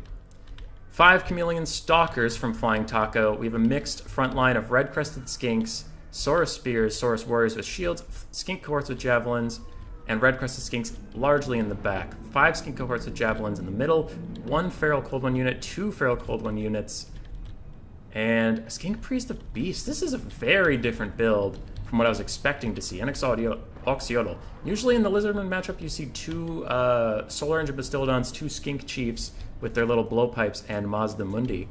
I am curious to see Taco going entirely a different route. So I'll have to think about how that performs. Meanwhile, for Zero, we have 2 Waystalkers out in the center field skirmishing away, a bunch of Eternal Guards with spears, 2 Dryads, some Glade Guard, some with Starfire Shafts, some without. Drycha is the Lord. Ooh, even post-nerf taking Drycha. That is ballsy. And we have 2 Blade Singers in the back. All right. Zero came to play. Glade Riser Spears in the back, and it looks like a very standard Wood Elf push and shoot build. But these Chameleon Stalkers are doing a ton of work onto this Waystalker. I thought their bombs were more AoE like Miners, but it looks like they can do a lot of damage to single targets too. And that is exceptionally dangerous. That Waystalker has to get out of there, and I don't think Drycha doesn't have any healing for them, so that is the health the Waystalker gets. That being said, I think these Chameleon Stalkers are overstaying their welcome a little bit and running forward without any of that ammunition left. Maybe a little too big for their britches, and now they're getting gunned down by Glade Guard. They do need to pull back very soon. Oof. Ooh, that Waystalker has to get behind its front line, and she is running. She is running for it. But an entire unit of Chameleon Stalkers is being sacrificed just to push her back into her own line. I do think that is a misplay. Now, Flying Taco has 1.5 million units, so I'm not trying to be a dick when I'm saying he may have made a misplay. I'm just pointing out something that happens. Obviously, I would screw this up way worse. Now, these Chameleon Stalkers are getting onto the back line, and if they can run right over here and get into those Glade Guard with those grenades of theirs, they'll do excellent damage. But it looks like Taco sees all these Glade Riders with spears coming straight at him, and he decides to pull away there. Too many things with Glade in the name. Chameleon Stalkers are fighting Eternal Guards with shield, and they are having a very bad time. They have full ammunition. Taco does need to pull them back and just use the ammo before they die. But it looks like the Wood Elves are being pressured, and their entire front line has pushed out. And you can see here now that Taco's taking advantage of any gap he can seize, and he's running straight in onto this back line, and there's not a lot left to protect him. The Glade Riders with Spears have had a lot on their hands, and they are doing good work. Zero's doing really good work with the tools he has. The problem is he doesn't have enough tools. There's too many gaps, and the Lizardmen are flowing in like water right now. And you can see soon these Glade Guard are going to have to start running, and running Glade Guard are bad Glade Guard. They don't have 360 shooting. They can't get their value. Oxyodal's in. It looks like he's trying to get on top of this last Waystalker and finish it off, maybe? Maybe. Chameleon Stalkers are fighting Eternal Guards with shield and those Glade Riders with spears, but it looks like Taco's just letting them fight those units so they don't come back and protect the back line. So he's accepting those Chameleon Stalkers won't be coming home tonight. Court of Sotek and a bunch of things on top of the Glade Guard. You can see all of the Glade Guard are compromised. Nothing is shooting anymore for the Wood Elves. The Wood Elves have to rely on their melee prowess, which is not something we ever know them for. Balance power is slightly Wood Elf favored, though, because while I've been singing the praises of Flying Taco, look at the beating he's taken to get where he is. He is in a good position, but it cost him. A lot of lizards are dead between the Wood Elves and that back line. So we'll see if his haggard forces can rally and finish off what they started. Now, some of the Glade Guard are pretty wounded, but most of their models are still fine. The edge of the map's a decent ways away, so if they rout, it's not like they're going to immediately be gone. This Waystalker's still alive somehow. I'm curious with Oxyodal standing right here, why isn't he just poking her? Because if you poke Drycha, you only make her more powerful. You really want to burst Drycha. For anybody who doesn't know, I can't zoom in on her right now. There's way too much going on, but she has an ability where the lower on health she gets, the more melee attack she gives everyone around her. So I don't think poking her is the right play. I think you need to burst her down. Now that was a good play. This Skink Priest of Beasts just fired some sort of magic missile. I think he has Amber Spear? Maybe. Something happened to that Waystalker, and she did not enjoy it. She is dead. The Red Crested Skinks over here are fighting Glade Riders with Spears, doing excellently, but some Glade Guard are shooting them in the back. They will want to turn and start fighting again. Skink Cohort with Javelins, a little bit forgotten, need to come in as chaff. But I think the Wood Elves are scrapping back in it. I think they've made themselves this nice little pocket of protection here. And you can see all the Lizardmen units that are dangerous to them are outside of that zone. I say dangerous to them because these Red Crested Skinks, there's only 10 models left, they're going to die pretty soon. They're not really that much of a threat anymore. What does Taco have? Taco has 1 half-health unit of Saurus, a full 2 units of Feral Cold Ones. They have 3 kills and 16 kills. I wonder where they were. They definitely weren't forgotten. Must have been fighting some Spear Riders?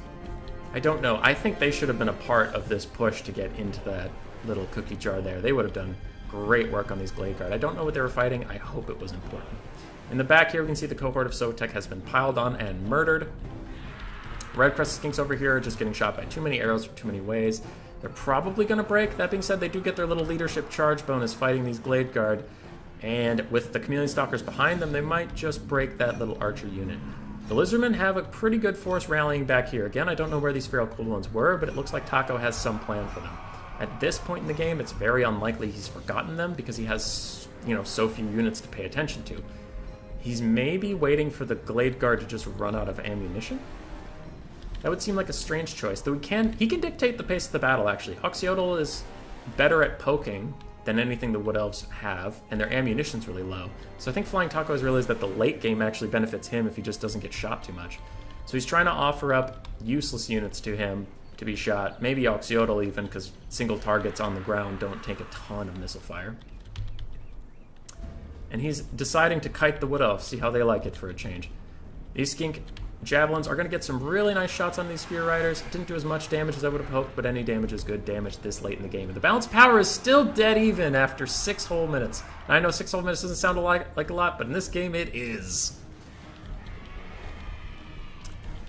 Alright, the Feral Cold Ones are getting a little more aggressive now, and how much ammo do we have left? We have 2 Glade Guard with almost none, 1 with a decent amount but low model count, and the Waystalker's almost out. Oxyodal's still full health and half ammo.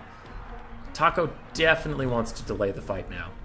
He's going to send in 1 unit at a time, as piecemeal as he can to obey the attacking rules, and he's going to just let Oxyodal shoot. That is probably the right way to play this. Another Amber Spear coming down, damaging Drycha. That's good damage as long as you don't intend on melee fighting her for a while. Otherwise, as we mentioned before, she is just stronger than ever before.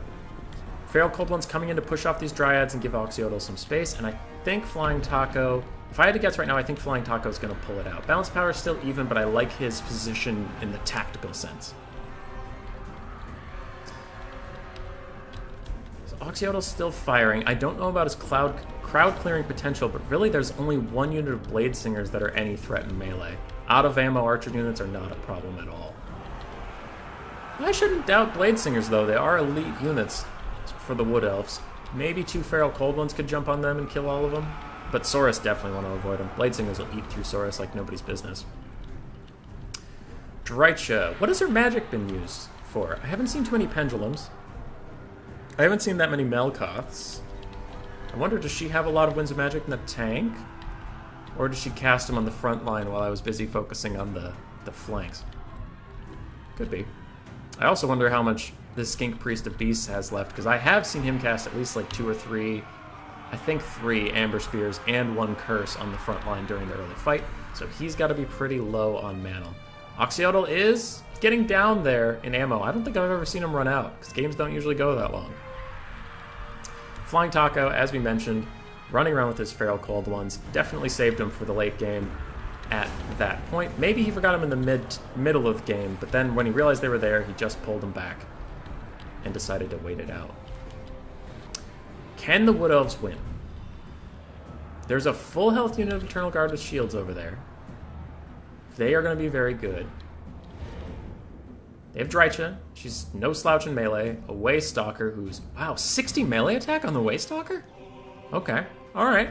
I can respect that. I think Taco just has too much left, though. Oxyodal's going to do so much damage. So much damage. There's still a pretty much full health unit of Feral Cold Ones. There's some Chameleon Stalkers. Let's zoom way out and see if there's anything we're missing.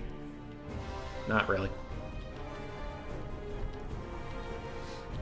I think if Taco plays this slow, which is not the best thing for entertainment, but is the correct thing for him to do tactically. If he plays this slow, I think he has it in the bag. But if he makes any mistakes at all, Drycha will punish him with 73 melee attack now because she's wounded, and the Waystalker And it looks like some Blade Singers are going to get on top of Oxiodal. This might be the exact problem we were talking about. Look at how he is a squishy, squishy lad if you can get on top of him. And a Melkoth's... Oh, an Enfeebling Foe. That wasn't Melkoth's at all. It was Enfeebling Foe. Just to make his stats even worse than they already are. But quickly, Taco pulls in the Saurus, pulls in the Feral Cold Ones, and knocks away all of that stuff that was threatening Oxiodal. Scary moment there. Scary moment. But the balance power is going further into the favor of the Wood Elves. And I do think Taco will be the winner of Game 1. Maybe. Is that Skink Chief of Beasts? I'm killing it right now. Skink Chief of Beasts is trying to cast an Amber Spear onto something, but he does get interrupted as Drycha runs over, knocks him on his ass, and starts beating the absolute shit out of him. He needs to get out of there. Feral Cold Ones should probably come in again and bully her off of him, knock her down. Since she's a foot character, she can be knocked over. I'm kind of surprised. I guess I shouldn't be surprised Army Losses hasn't kicked in. There's not a lot left for the Lizards either. Amber Spear coming in. It looks like it was hitting the Eternal Guard. Maybe just trying to clear out the chaff that Oxiodal can't poke. He's got a cheap Ice Power in the chat pointing out that he's got to keep this Skink Priest safe. It's big on the balance of power. Oxiodal's down to 8 shots. Wow, that little ammo and he has 8 shots. What is his max ammo? I wonder. Feral Cold Ones, I don't know where they're going. They should be recharging this situation. Oxiodal's poking in quite well. These Feral Cold Ones are going to dive in and probably take a lot of damage. No, he's going to pull out. And these Eternal Guards with shields don't have great weapons, so they don't get massacred on the front line like they might otherwise. Ooh, nice bounce up from the Feral Cold Ones. Also going to rat off those Waystalkers. And Army Losses is hitting. That was a banger early in mid-game. The late game got a little slow. Oh, both players were taking every opportunity they had to win. Alright, I can go back and look through the chat after I'm done going through these as they do their second pick of bans. The Waystalkers had a little bit of trouble getting their value back. Drycha did fine. Blade Singers, one did great, one did okay. Eternal Guards with shields did okay. Glade Guard all largely paid for themselves. And the Glade Riders with spears paid for themselves. Now, it's a little deceptive. You might be looking at those values and you're like, wow, none of them are really high. Look at Taco's build, all right? How much of his, and I've mentioned this before on stream, so I'll keep it short, but how much of his build is in ammunition? And you can't kill ammunition. Like, nobody on the Wood Elf army gets points for that. Oxiodal, most of his value is in his ammo. These 5 bad boys, about half their value is in their ammo. These 5, again, about half their value is in their ammo. So once you throw all those things, none of the Wood Elf units are going to get it. But its value gone. So their numbers are going to be really low. But this was super, super close. Feral Cold Ones didn't really get a ton of value, but they were more just annoying push pieces. All the Skink cohorts largely paid for themselves. Saurus did okay. Chameleon Stalkers, it was a mixed bag. Red Crested Skinks, it was a mixed bag. Oxiodal doing a lot of work there.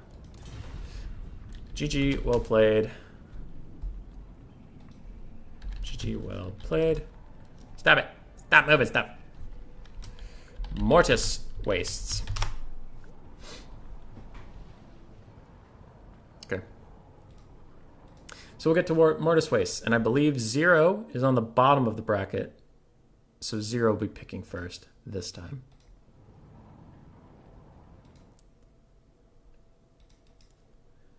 And we will give Flying Taco a big old Pointerino.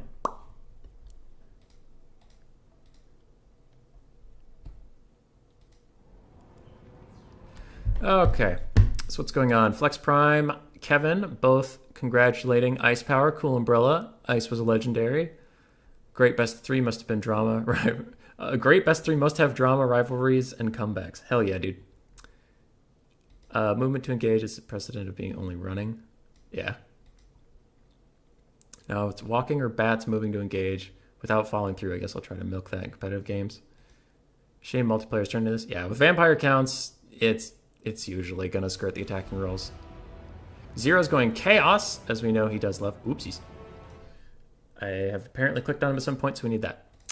0 loves Chaos, and Flying Taco also quite loves Beastmen. So these players both going on their mains Flying Taco's debatable whether he's a Lizardman or Beastman main, but both going on their mains for game 2. Both feeling pretty comfortable. And Mortis Waste is a nice open map, but neither of them are taking... Well, I guess Hell Cannons exist. So maybe one faction's taking artillery, but neither is going to fully use the flat map to their advantage. You'll pay for the pizza I bought Taco the other day. Oh, Cool Umbrella has to send Ice Power money. Did he win? I know he won something. Was it the sub-faction tournament? Damn it. I can't remember which one he won. Flying Taco. Legitimately drunk.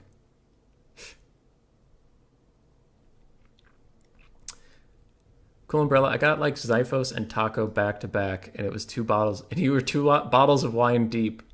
Ugh. It's not a fun time to fight them drunk. Zero's already ready. He knows what he wants to fight the Beastmen with. And he did talk about it in our interview today, so I wonder if he's going to take the same tactics he mentioned.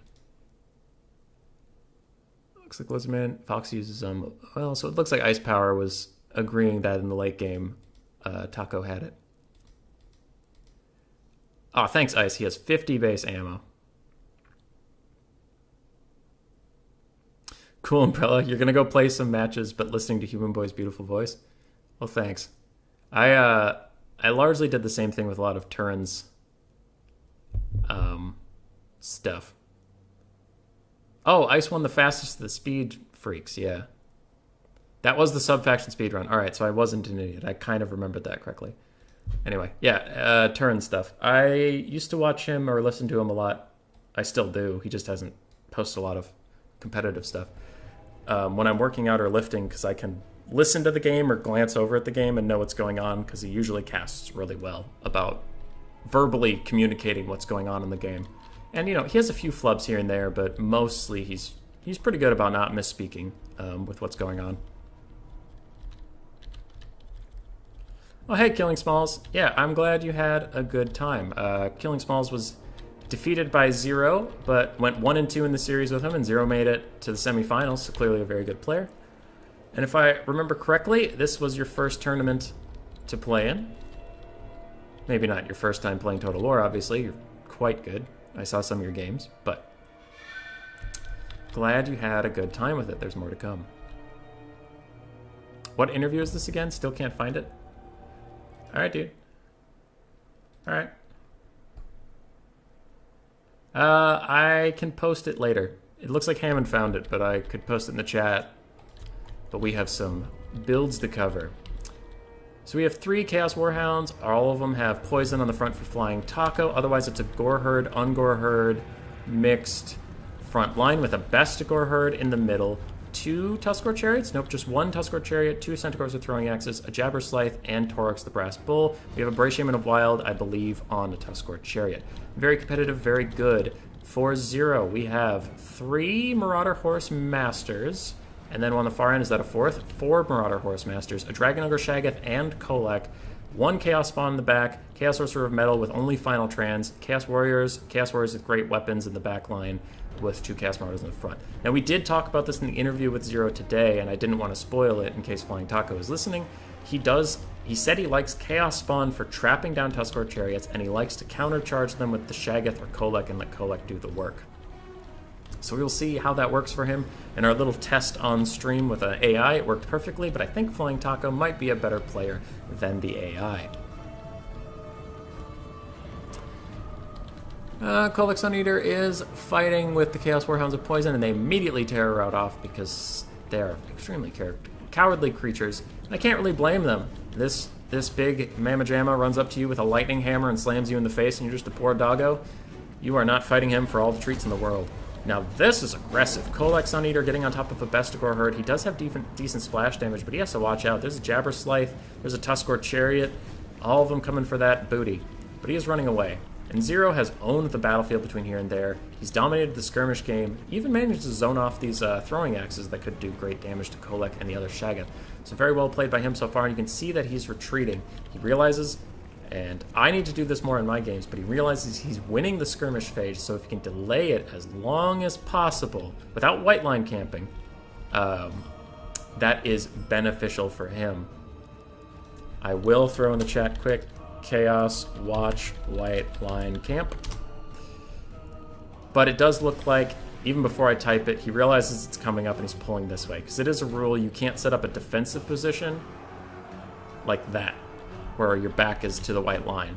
Because in a real war situation, I'll be super quick. In a real war situation, if you did that, the person would just walk around you. But in Total War, there's artificial boundaries. Anyway, skirmish phase still going quite well for Chaos, and now Chaos is charging out with their backs effectively to a wall. They had nowhere left to retreat. They were trying to pull out this way, but they weren't fast enough, and they were just going to get hit as they ran. So Zero decides to turn and take the fight. Looks like a final trans is coming through, and it looks very squiggly and weird because it's attached to a Tuskor chariot that's running through the front line. But that did look very strange. But no, he is not moving it while it's being cast. It's attached to a unit. The best Gore Herd on the front line for Flying Taco is taking a ton of damage now that these Shaggoths are beating it up, and the Gore Herds around it are not having a great time either. The Tuskor Chariots have taken a lot of damage, especially from that final trans, and the Chaos Spawn are coming in, it looks like just to support Kolek, make sure that he can't be abused by any Tuskor Chariot nonsense.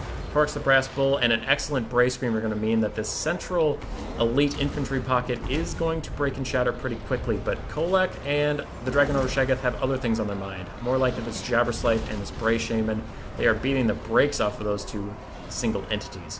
Now, Chaos Warriors are still trading quite effectively. Where's the Sorcerer of Metal? He is plenty safe. He's staying behind his infantry. Very good stuff. And Chaos is even or down on the balance of power, and I would have thought they'd be up at this point. I guess the Beastmen are just getting value where they can. The Jabberslythe's almost dead. This Bray Shaman's almost dead. And I'm going to go on record saying the balance power is full of shit. I do think Chaos is in a good commanding position right now. It's not over by any means, but I do think they're ahead. That Bray Shaman of Wilds might come back. If these Horse Masters come over here and follow him off, he will be certainly killed, but it looks like they are not going to do that. And meanwhile, Kolek has taken a ton of throwing axe fire, and he might die here or break. And that's going to be really bad for Zero. Maybe Flying Taco can chase him off with these little hounds, but Kolek rallies and then starts to break when he's in the middle of nowhere, and then he rallies. I don't know what he's doing, but he's staying in the fight for now. Alright, the other Dragon Ogre Shaggoth is not going anywhere, and these Marauder Horsemasters cannot be forgotten for very much longer. They have to come back. They have to help out. And Zero is now falling behind on the balance of power a little bit, as the grind is favoring the Beastmen. Too many Warriors of Chaos have been killed off, and I guess those Bestigors are doing the work after all. They were at half health about 2 minutes ago, and they're still at half health now. They just stopped taking damage and kept dealing damage. The Bray Shaman of Wild has rallied, and now with these Horsemasters just about to break right on the edge of the map, I think this is going to go out of Zero's hands. It looked really good in the early and mid game there, but in the late game, it turns out Torx, the Brass Bull, and the Beastmen are not as bad as I would have thought. We could see an Ice Powers game earlier that wherever Torx went, the vampire counts died. The problem is that wherever he wasn't, they unfortunately were winning. Torx is fighting the Shaggoth. It has anti-large. He doesn't have anti-large, but he doesn't care. He's just trying to man mode through it. What do we have left for the Skirmish Cav of Zero? One full-ish health unit of Marauder Horsemasters. That might be it for his skirmish. The Jabberslythe is gone. Kolek's super low, and with the Bray Shaman of Wilds on that Tuskor Chariot just beating the absolute snot out of him. If he routs or dies, I think that'll be enough of a leadership hit for the Chaos troops that they will all run. We can see now those little blinking banners means they're going to get going, and I think that army losses bar is about to kick in. Coming in real soon here. That was a good game. Well played by both players. Taco did manage to come out on top, but certainly well played to Zero. Big respect to him. And that is GG. That is GG. Ice, we're coming your way. I know it's super late for you. We're going to get you to bed one way or the other. We're going to do a quick... Well, I can't say quick, but we're going to do a best of 5 with Ice Power and Flying Taco. Flying Taco, Torx, Brass Bull getting 2,000 value. His Bray Shaman buddy getting 1,600. Bestigors getting about 1,200. Both Centaurs with Throwing Axes getting excellent value. Jabberslythe got 800, but he costs a lot more than that, so not amazing value over there. Shaggoth and Kolek did their best, but they just got Throwing Axe chopped down and Torxed. I'm surprised how poorly they traded versus Torx. The Chaos Warriors with great weapons all got just massacred by these Beastmen units. GG, well played. All right, Ice, if you can get into Taco's game, we can get this going. First map will be MP. Damn it, what's that map? Blue Reach River. Somebody mentioned it earlier. I do like that one. Blue Reach River. And Taco is the top of the bracket, so you pick first.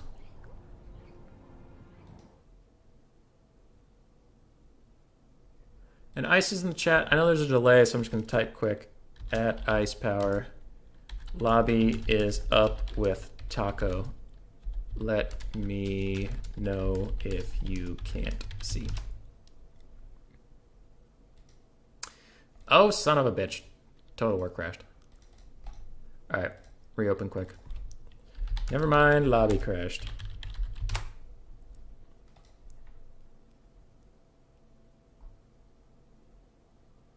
This is a metal chaos build. Ice Power is apparently a big fan of Zero's build. Multi-model Drogers. So Tiago's saying multi-model Dragon Ogres are good mass too, and they're not a single purpose to spawn. Versus Wood Elves and Bretonnia only being Drogers.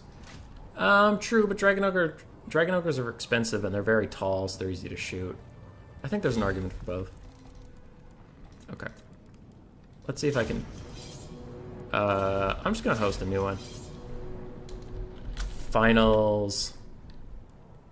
Spectator. Boop. And I think I am friends... Okay, I know I'm friends with Ice Power. Boop. Oh, there's no way this lobby's going to bug too.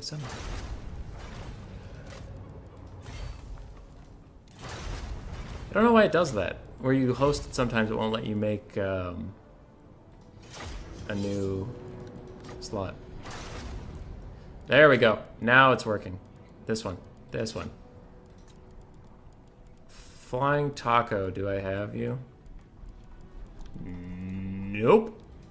So I'll message them on Discord. Hey, they're here. Okay. We were doing this map. Hey. Maps set, Taco picks first. And I will change the names.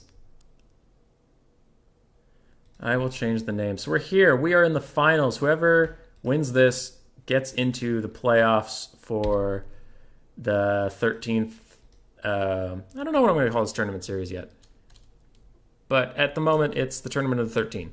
And if you get in the playoffs, you're definitely getting money. It's just whether you're getting 4th, 3rd, 2nd, or 1st. $10, $20, $50, or $100. So definitely want to win. Definitely want to get in there. I need to focus on typing so I'm not an idiot. And it looks like Flying Taco is taking Ice Power's Dark Elves in game 1. That is ballsy. I will inform this as a best of 5. Just in case that affects their planning. Okay, so we have Ice Power at 0. Can I move you a little bit more to the left? Yes, I can. And Flying Taco is right where I need him to be at 0.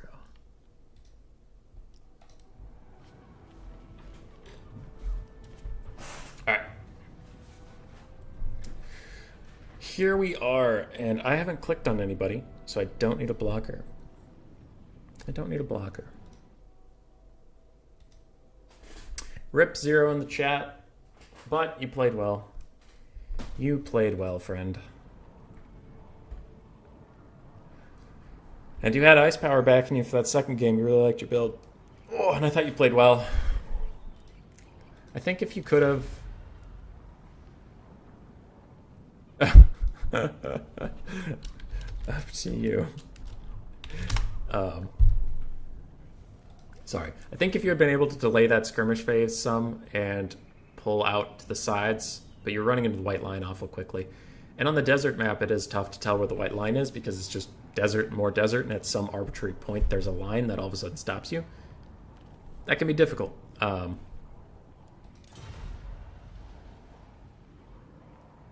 Sorry. So, you know, he could be getting to the point where he's like, okay, I can kite back, shit, there's a white line there. Can I get out? tries to get out, and the beastmen are right on top of you. So it's either you abandon half your force to die while the other half gets out, or you take the fight right there. He took the fight right there. Beastmen won it. It's a different map. Little bit different to play, different angle of approach, something like that. Could have been a different game. I don't think there was any problem in the build. It was a good build. I'll take the once was OP skins. Ice Power's going green skins into Flying Tacos, Dark Elves. This is a backwards world, to be sure. And Flying Taco agrees with me.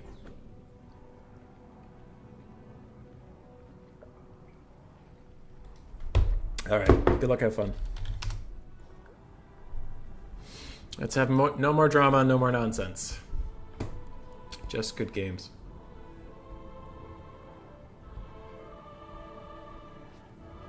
Just good games. I do think... oh, there's a conversation in my Discord. Fort Saul defense. Heir of Carthage was doing a contest where you can defend.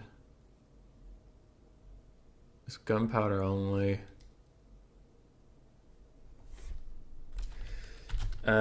Sorry. Someone's talking on my Discord. I did host Siege tournaments earlier in my YouTube career, but my computer died and it was awkward. So I put that on the back burner. All right, to the 21 people watching here, while we wait for Spice Power and Flying Taco, I do think I have a way to make siege battles work. I do think they're fun. My first few tournaments, it was my first couple tournaments on Discord and on YouTube, and they didn't go great, but I don't think it was Siege Battle's fault. I think it was my fault.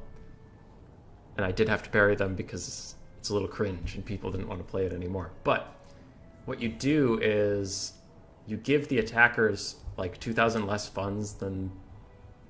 2,000 more funds than the defenders. And then with that balance, it's like the walls and the towers make up that value. So they're actually pretty even games. And then you do a best of 3. So if you win on defense and the other player wins on defense, then the third game will just be a normal open map like this. But I did like siege battles. I thought they were cool. I thought they added a lot to the game. I don't think they're the ideal for like all competitive everywhere, but I thought a tournament of them could be fun. I digress. We're getting into game. With Dark Elves. Now, Ice Power certainly knows Dark Elves extremely well in this matchup, so I wonder if he'll try to predict what Flying Taco is going to bring and counter it. I don't know. Human Boy, that Fort Saul defense thing he's talking about, Legend has a video on it too. Yeah. I didn't do a Fort Saul thing, I just did a straight up siege battle tournament, but I went through, it's funny, I even went through and got all the maps that I thought were good and all the maps that I thought were shit so that I could have a roster. Anyway, not the point.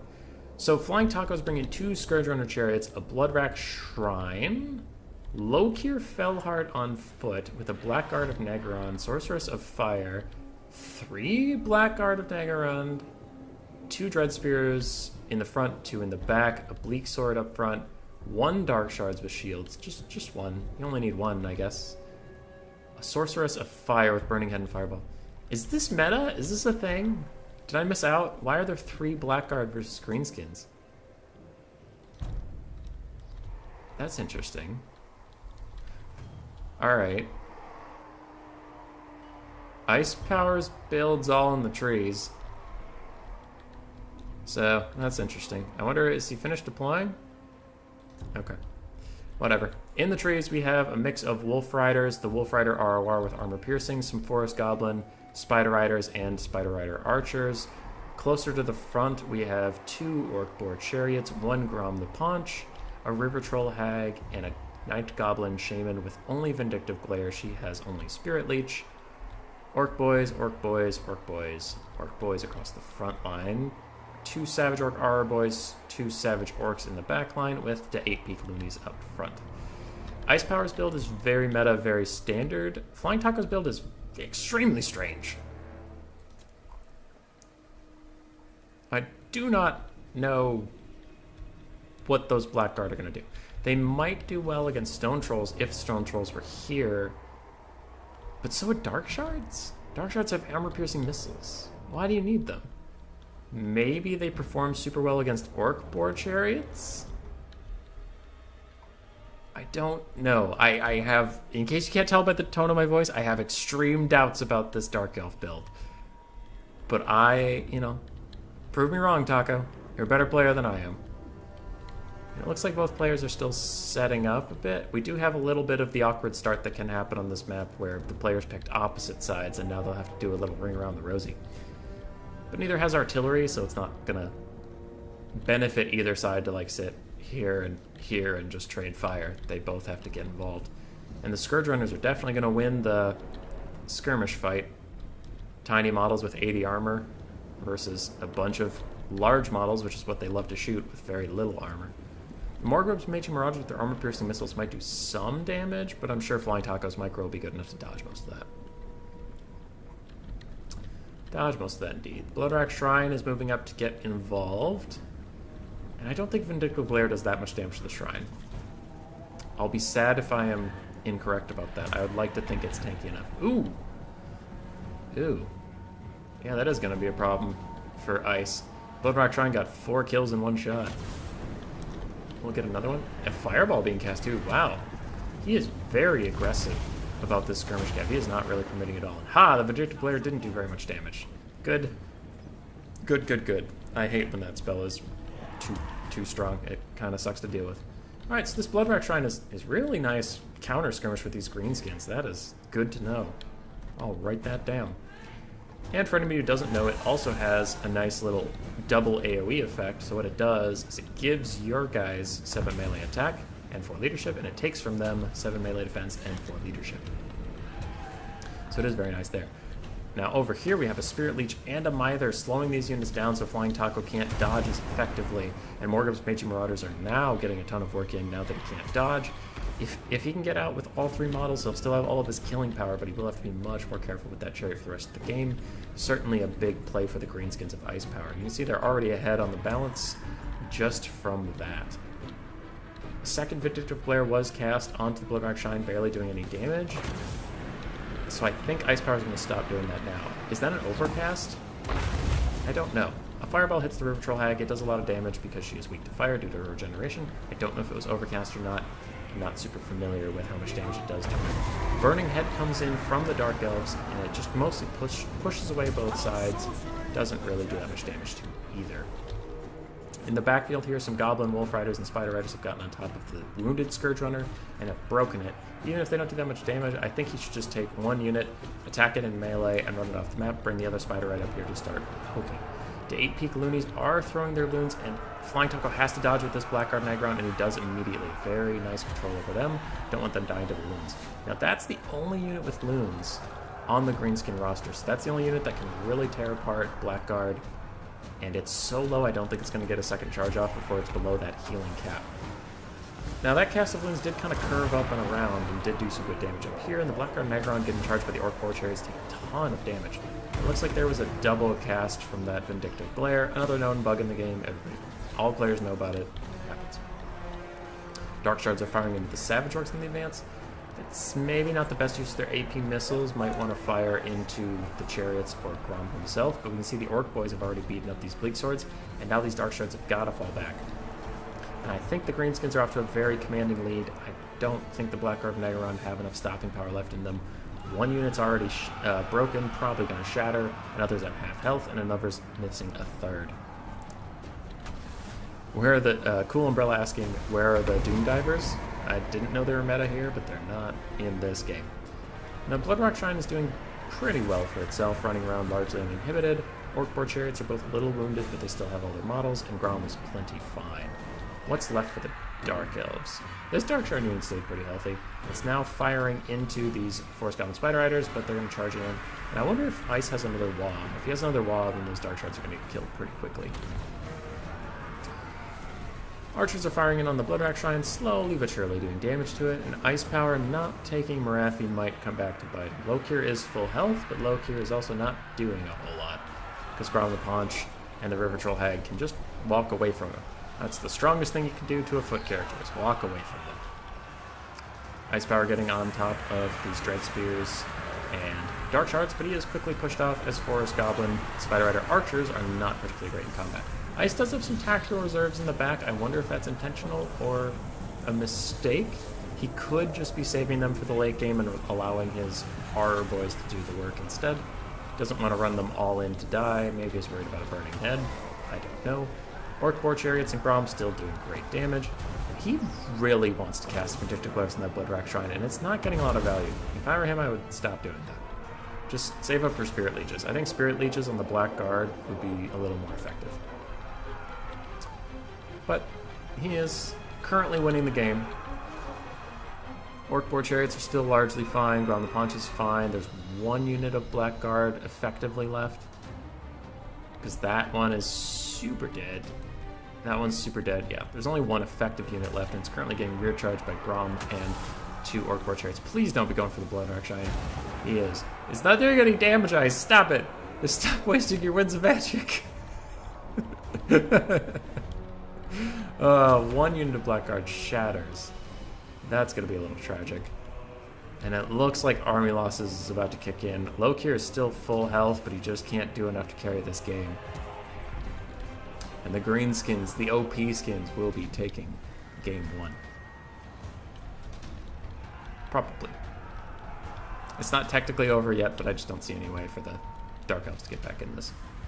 Archers have plenty of ammo. They can kite. Spirit Leech can kite. Full health unit of Savage Orcs. The bounce power is just taking into account the Sorceress of Fire's health and Lokir's health, but they can't. They can't fight their way out of this. It's too much. Especially with the Bloodrack Shrine that low and now dying, it looks like. Ice! Stop it! It does like 100 damage each time you do that. It's not worth the Winds of Magic. Stop casting it on the goddamn shrine! Please! It's not worth it! Just Spirit Leech the damn thing! I'm gonna cry! Fucking goddamn it. The last tattered remains of Blackguard get on top of the Goblin Shaman, but that unit is strangely tanky. I think he's just too small to hit multiple times. Grom the Paunch and the Orc Boar Chariots are cycle charging, and Army Losses comes in to release us from this madness of a game. And that'll be game 1. Please stop casting that spell.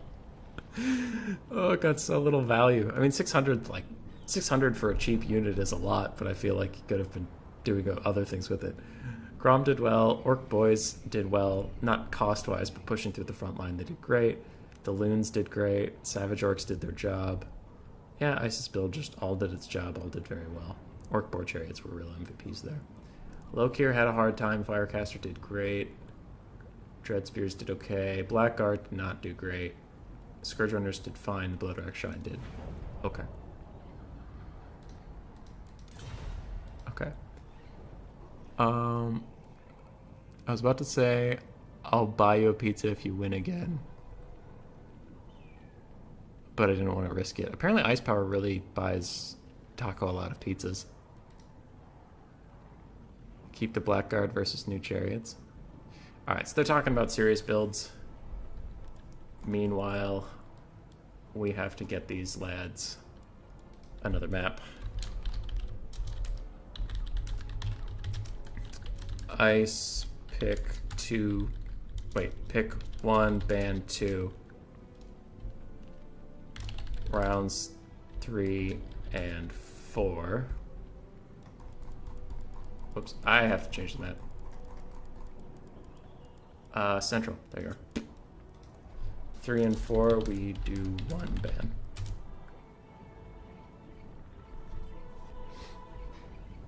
Okay, I haven't clicked on anybody, so I don't need a blocker. That was a pretty funny game. That was a pretty funny game.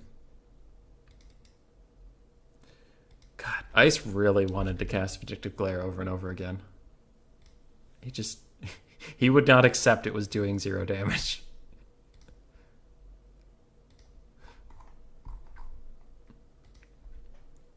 Okay. Flying Taco and 0 did actually resolve their game in Challenge, so Challenge is actually up to date. That's boring. Okay, they're still talking about Dark Elf stuff. And Flying Taco really memeing in the finals.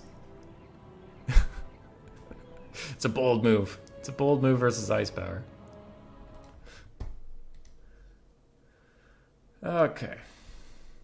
How are you doing, chat? We still have 21 people watching, which is honestly shocking, considering how late at night it is, and my channel's not that big, so that's pretty cool.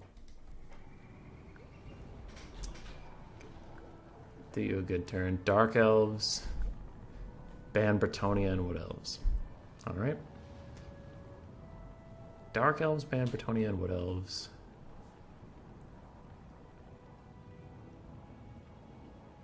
What to pick? I'm trying to think. The thing about Dark Elves is they're so undervalued. Well, I don't want to say that, but like, you know, they're a weaker faction in general. Everybody agrees on that. But then I also don't, when they get picked, I don't immediately think of what's the good pick into them. It looks like Taco's considering just greenskins. If I were him, he's down 1-0 in the series. He might want to pick his Lizardmen. Nope. Alright, he's going Vampire Coast. If he goes 0-3 in the series without picking either his Beastmen or his Lizardmen, I'm going to be very upset. Butcherbird asked me why I make him stay awake so late. Dude, I'm up too.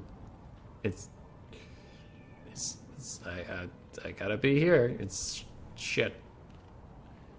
But we're in the finals, Bird. Go to bed. Get out of here. I don't need you. I don't need anybody. I would like to go to sleep some point, though. I do have to go to work tomorrow. Whatever. Dark Elves and Vampire Coast.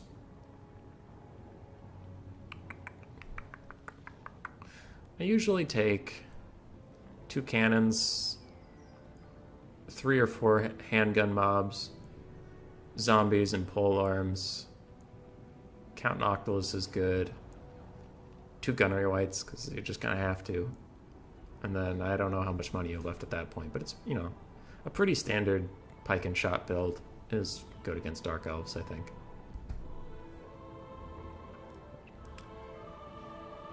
Cool Umbrella, it's only 9:30, man. Shut up, you West Coast hill, you gosh darn kid with your avocados and your toast.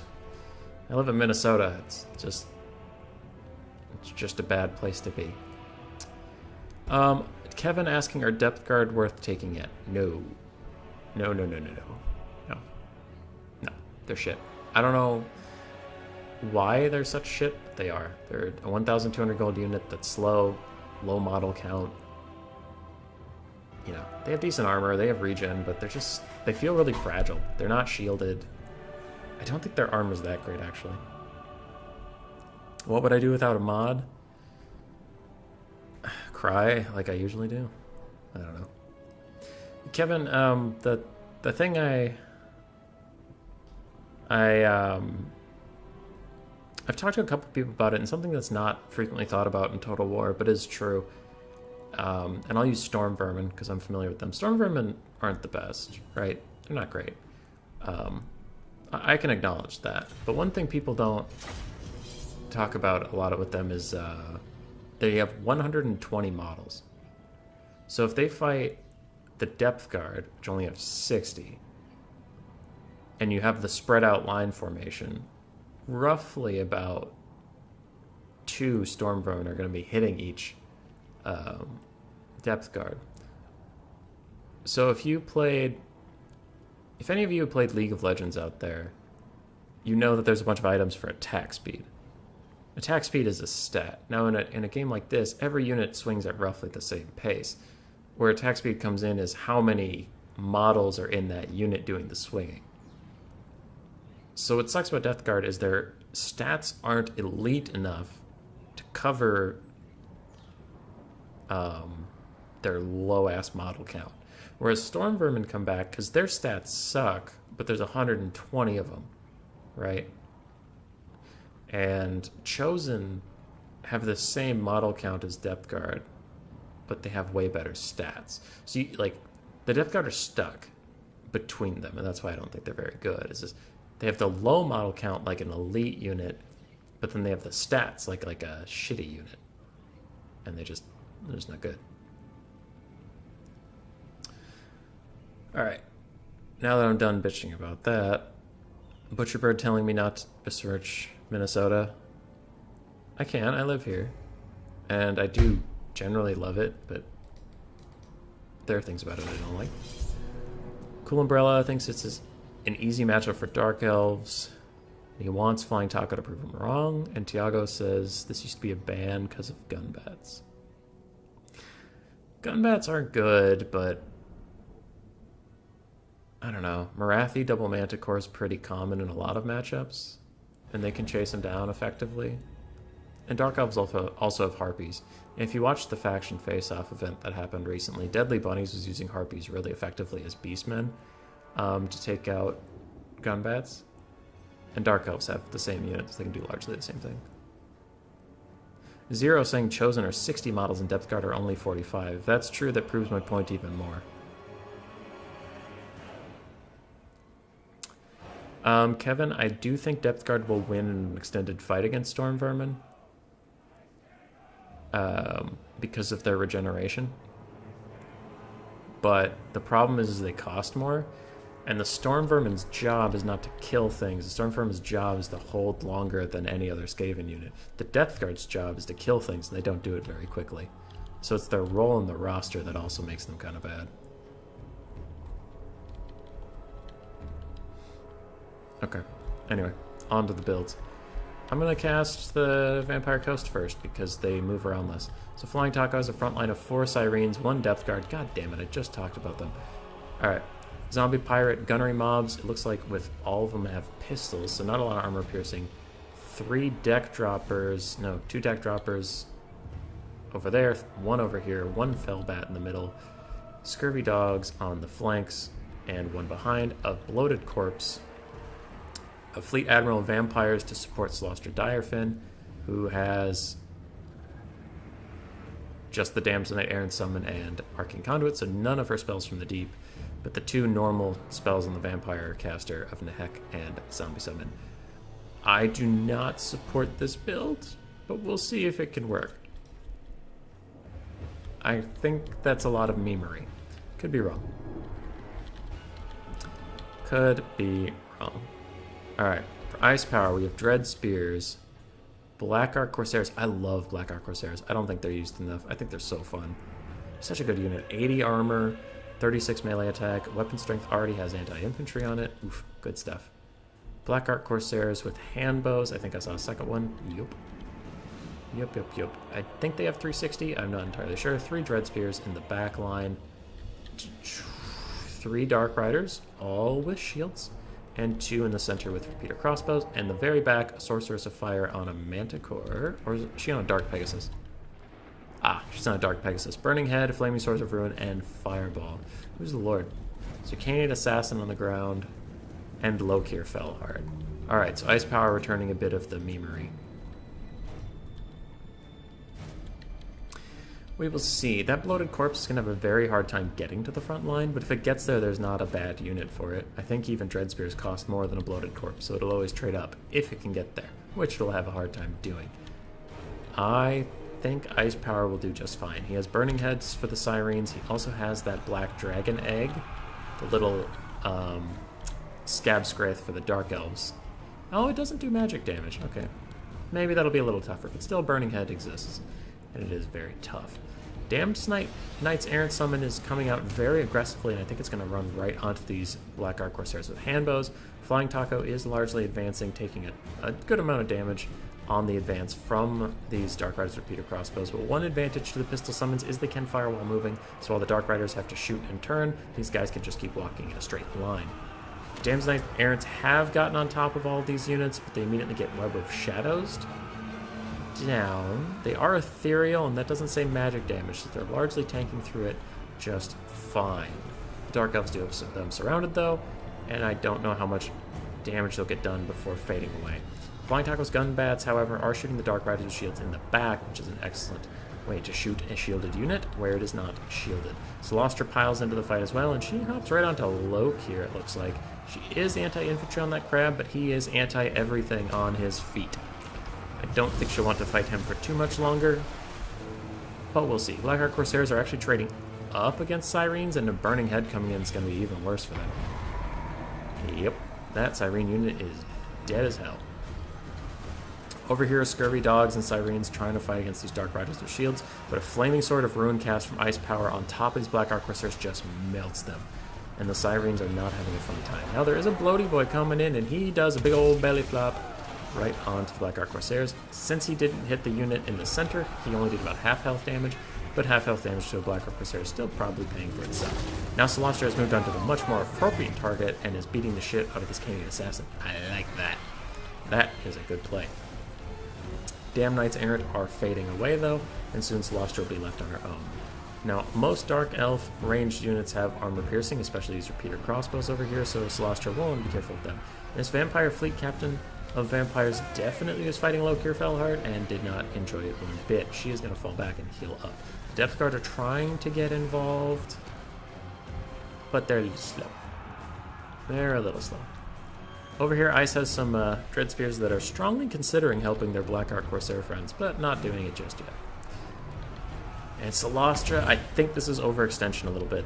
These Blackheart Corsairs and Hambos can run and shoot, and the other two Repeater Crossbow Cav can outrun you. She does realize this and immediately turns around to fight Lokir, but again, Lokir's stats are 99 and 94 while he's Dread Dual stuff, but even when it's down, they're still stupid high. I don't think she can really fight him.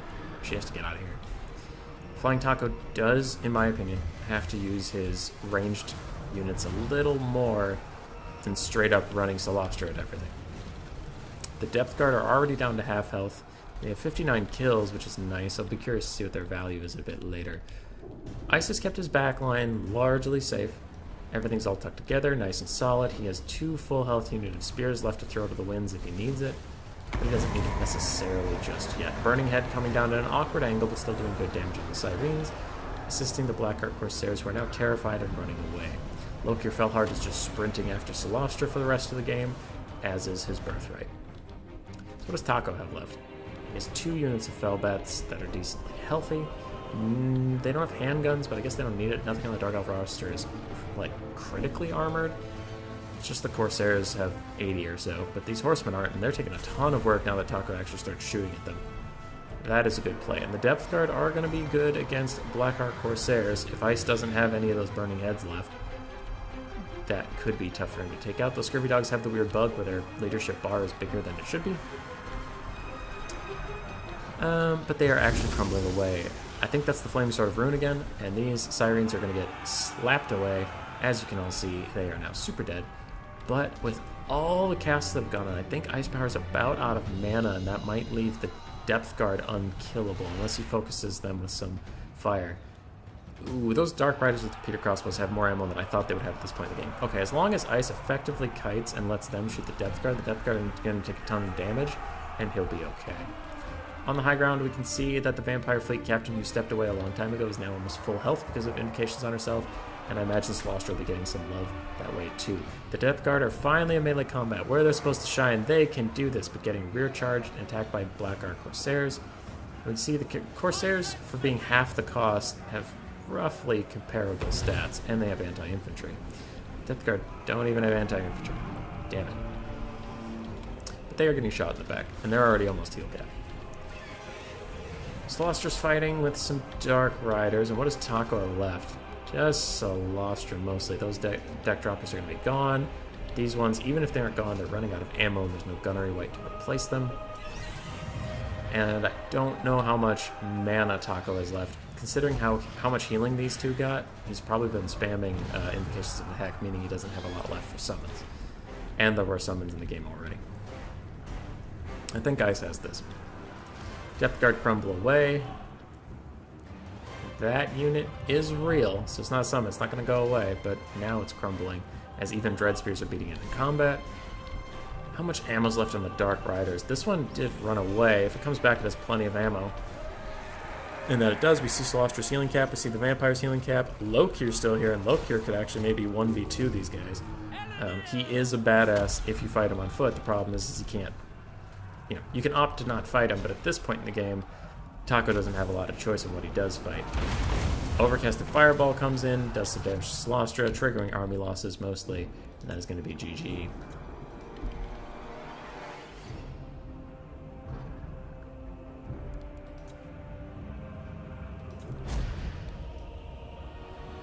That is GG.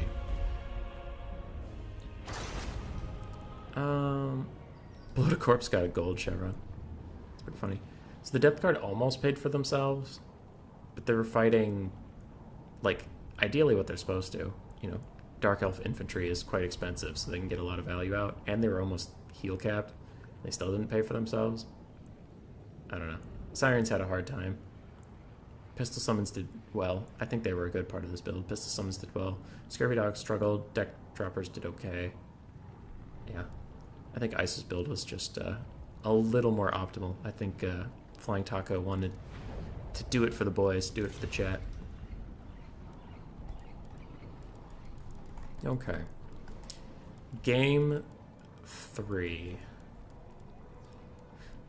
We'll go Oakenhammer. It's a critical game for Taco, so I don't want to pick a map that could be interpreted as, like, Mimi or anything. This is the finals. For anybody here who's just joining or watching in the replay in order when I'm talking quiet, it is currently almost midnight where I am, and Miss Rat is quite asleep. Alright, Taco. Pick one, ban one map set. We go to ban one in best of 5. Because after the first round where you ban 2, both players have already picked 2 factions. And if you ban 2 more, it's banning 4 out of 15, so you can actually kind of corner some matchups. Like if you pick Dwarves, and you effectively have 4 bans because they've played twice and you get 2 bans, you can get rid of a lot of Dwarves' bad matchups and leave them with some pretty unplayable ones. So most tournaments have this kind of format where you switch to only 1 ban for rounds 3 and 4. Yes, we get to see Taco on one of his mains. He's going on Beastmen, and he bans the Lizardmen. You'll love to see it. And Ice Power's already used his Dark Elves, which is one of his best picks versus Beastmen because of what we saw earlier where he just dismantled Lunacy's force. Let's see what chat was saying. Personally, I love depth guards. Butcherbird's talking about how OP Aranessa is. I doubt that. I like her in certain matchups, but not in a lot of them. Ice Power's apparently not sure of this Chaos pick, but he is doing it. Alright, it's been a busy week for the channel. What do we got? I actually do have a question for the chat, if I can pull up a thing quick. So does anybody here know what my faction face-off is? Boop. It is an event where I take, really quickly for those of you who don't know, I take a team of 5 people that are related, and for the first one we had Chaos. So we have Beastmen, Norska, and Chaos. They came in, they fought like Empire, Dwarves, and Bretonnia, who were the first, on the campaign map, they're the first people to get hit by the Chaos invasion. Yada, yada, yada. We're on the 4th one. And at this point, Chaos has won 3 times in a row, so they've burned the earth to the ground, and now only, like, raiders live on this hellish wasteland, and they're trying to eke out some survival. Whatever. That's not the point. The point is this is an elimination style event where, let's say we go through the first round and Swarv wins on the left-hand side, but nobody else does. So there's 4 Chaos left. Swarv gets to keep fighting until everyone in Chaos is dead, or he dies. I wanted to do some kind of like fan interaction thing where if you can send me this picture and you've crossed out, you cross out whoever you think is going to be eliminated before the event's done, and you send that before I host the event, and then I do, and if someone gets it like absolutely perfectly right, they get like a prize of some kind. But I don't really know what the prize would be. I guess it could just be like money, but I don't know. Money seems less fun. I like something thematic. So does anybody have any ideas for what I could do for prize for that? And what I mean by like get them all right is, I think this faction will win. Let's say Chaos wins again. You bet this faction will win with only Papa Palpatine and Butcher left. So you cross out everybody else. And then in the event, if it has Papa Palpatine and Rocket Row, you're wrong. You know what I mean? And we look for someone who just has Papa Palpatine and Rocket Row. Anyway, I'd love to hear your thoughts on a good prize for that. That's not just like money. Yay.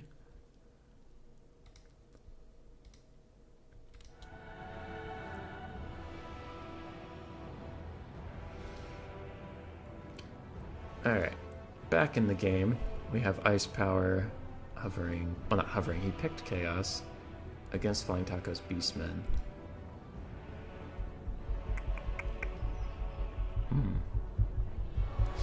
I mean, maybe we see him take Zero's build. He did indicate that he liked it a lot.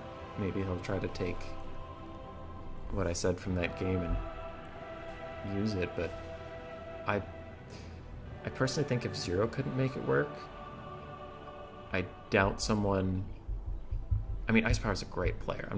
I am not talking shit about him at all. I just meant, like, if that's Zero's build and Zero played it against this player and lost, I doubt someone else can take that build for the first time on a faction they don't main against the same person and win. Maybe Ice can. He's certainly a very good player, but I would doubt it. So I have to think Ice has something else in mind. If you're up, why didn't you join it? Tiago, I'm confused by that question.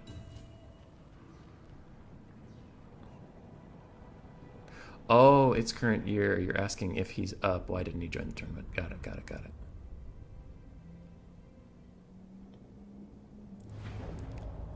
Flex Primes, while you appreciate Ice Power, I hope Beastman win. I am conflicted between rooting for Ice Power so I can go to frickin' bed and get up at a decent time for work tomorrow, and rooting for Flying Taco because I want a better series than a 3-0. So I am a little divided myself. Its current year is homeschooling your daughter at the time. Well, that's honorable of you to do. That's good stuff. Raising your children is certainly more important than participating in these tournaments. 100%. Okay. Ice Power did not take the same build as Zero, though it does look like he has some similar elements. So we have 6 Skirmish Cav. I'm trying to figure out the ratio. Looks like 3 and 3. 3 Horse Masters, 3 Horsemen. No Throwing Axes. A Chaos Sorcerer, Fire with Burning Head, and Death with Spirit Leech. Collect Sun Eater. Chaos Spawn to try to trap up the Chariots, if there are any. We have Chaos Warriors with great weapons, 3 units of them, and 4 units of Marauders. So similar build, but not the exact same. Flying Taco is bringing roughly the same build. It's a bunch of Gore Herds with Ungor Spearmen on the ends, but 2 Bestigors in the center this time, 2 Throwing Axes, less regular Centigores, but the same 3 Chaos Warhounds with Poison, 2 Fermenticores, Tor Express Bull, and the Brachyman of Wilds. Kind of surprised he's not taking more Tusco Chariots. But we will see. I heard a ready up ding, so we will hopefully be getting the game very, very soon. Yeah. Alright. The max of 360 units is 5 or 6. It is 6. Yep. Every greenskin build in the last year and a half has had 6 Skirmish Cav. It is definitely 6. But thank you for checking. Thank you for checking. Alright, the Chaos Sorcerer of Death is out here with his cavalry, maybe trying to get a cheeky Spirit Leech off onto someone before the fighting starts in earnest. Definitely pushing out a little bit far here. He could get easily surrounded by these dogs, but I think if he does, these Marauder Horsemen can charge into melee and just break them from behind. Ew. Yeah, we can see in their Marauder Horse Masters. Marauder Horse Masters are decent in combat. They have 50 armor, 26 on all their stats. Not bad. Not bad at all. They have more weapon strength and melee defense than the dogs. Ooh, but Flying Taco with a really good play here. Maybe he can trap in these Horse Masters. He tried to put the dogs in on the flank and then trap them with Gore Herds. It looks like Ice Power is able to pull out most of the way, But a nice Traderkin upgraded hits 3 or 4 skirmish cav units. That's going to do a lot of damage. So Ice definitely got a little overconfident there. Took more damage than he had to. Now he's trying to pull back. This Chaos Sorcerer of Death is getting harangued by 2 Feral Manticores and taking a good amount of damage. Dogs are running past him. And I think that that caster might be as good as dead. Okay, so the skirmish cav took a pounding, and now the Chaos frontline is coming into play. The Brayshaman of Wilds does need to either focus on Kolek and do its Tuskor Chariot damage to him, or get the hell out of there. He opts for the hell out of there. And the 2 Manticores are still working with Brayshaman to death. A Bray Screen comes in towards those Chaos Marauders. It doesn't do that much damage to them. They're a pretty cheap infantry unit. This Gore Herd gets absolutely roasted, and I think Ice powers off to an early lead. We will see. That being said, a lot of his funds is in the skirmish cav, and that one Traderkin did so much damage to them. This Chaos Sorcerer of Death, the Burning Head getting a little free value there, but the Chaos Sorcerer of Death is as good as dead. Now Kolek and the Spawn are getting involved against the Bestigors, and unless he gets a lot of good splash damage down, those Bestigors might actually be a little bit difficult to take out fully, and Taurus the Brassbull is not about to let them die in vain. He is diving in there, ready to help, ready to slap, and as we saw in the previous Chaos versus Beastman game, Taurus will fight anybody. He will fight fucking anybody. He doesn't give a shit. Over here, these Bestigors are having a bad time against these Chaos Warriors with Halberds, but maybe now that they're in combat and the skirmish cav has been driven away, maybe they can start to win this one. The Chaos Sorcerer of Death did manage to rally. These Centaurs throwing axes should probably just turn around and beat him up really quick and get him out of here. Ice Power's taken Zero's advice from the interview with Hart, making sure to pull his skirmish cav back, try to keep them as healthy as possible after that little flubbing in the early game. Definitely now he's being much more careful with them. Spirit Leech coming on this Manticore, doing a little bit more good damage. There's no healing, so anything sticks. And it was right before that Sorcerer was going to die anyway. Certainly well played by him. Ice is just pulling back his skirmish cav. He's kiting out these Bestigors very easily, doing a lot of nice damage there. Certainly abusing his ranged advantage. And while that is some good play, he is leaving behind a lot of assets. You know, these Chaos Warriors, great weapons, are going to be isolated soon. The other 2 are very injured. And something was overcast. Was it a Traderkin? I missed that, but that guy just took overcast damage for some reason. Chaos Spawn getting chased by Bestigors, and Ice is definitely on the back foot here. All of a sudden, it was looking really good for him until his entire front line collapsed. Then shit got a little rough. But the game's far from over. If Ice successfully kites around, his balance power will go up a decent amount, keep army losses at bay, and Kolek is potentially a world beater. If he can get on top of Torix and not get clubbed in the face, he can certainly kill him. So what do we have here for ammunition? About half on all the skirmish cav. They're gonna take their time. I mean, their Ice's only hope in this game. They do have to be careful. It's gonna run away from these dogs, but they're already half health, and a rear charge from Kolek will probably instantly terror out them. Yep. Instantly terror outed. And they are shattered, so that's 1 more unit gone.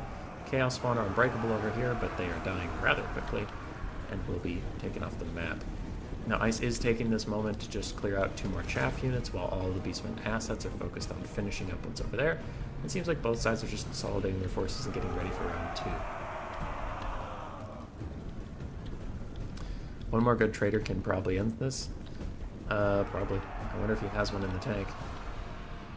Can't imagine he's used that much Winds of Magic. Though he did use a Trader Can, a Brace Scream, and then overcasted something else. So he might be running low on funds. Oh, magic funds. Beastman.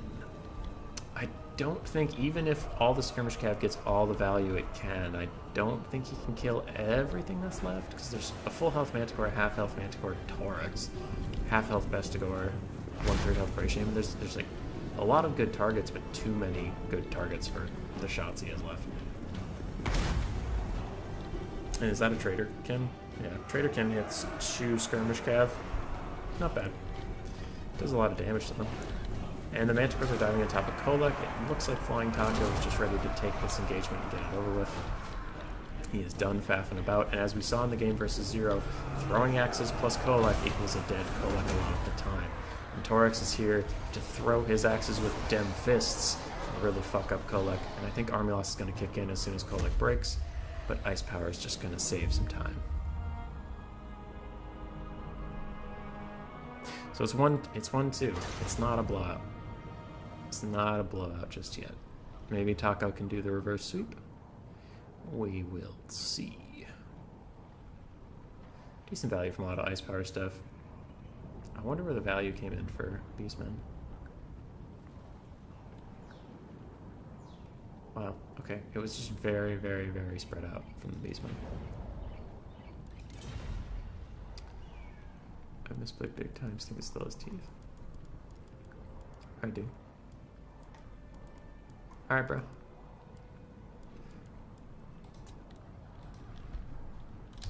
Map, set, ice, pick one, ban one. No bed for me.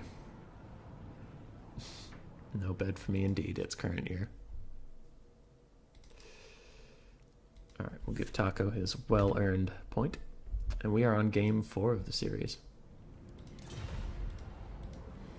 We'll see what Ice picks.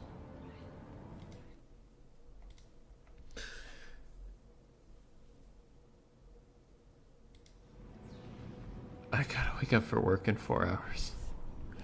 No, Taco. No. Taco wants to die so he can go to bed.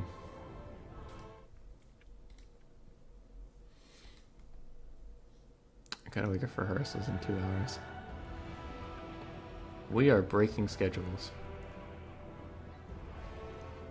For anybody who cares, tomorrow I am helping Inticity with a tournament. Inticity's hosting it. I'm just doing the voicey voice bits.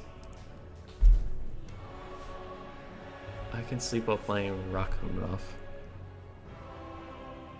Alright, they're talking so long about how much they don't need sleep. They're denying themselves sleep because they're not just hurrying up and picking their stuff. Ice Power, pick one, and one.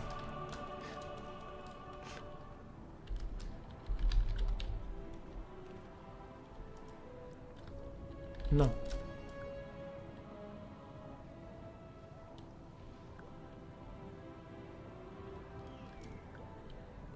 It is tomorrow.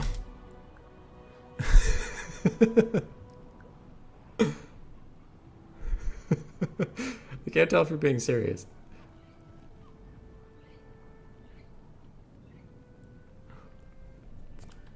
Are you...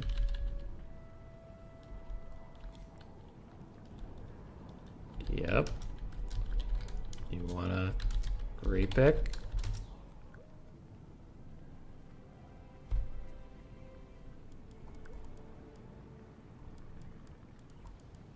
Okay. I all of a sudden need a different map. Set.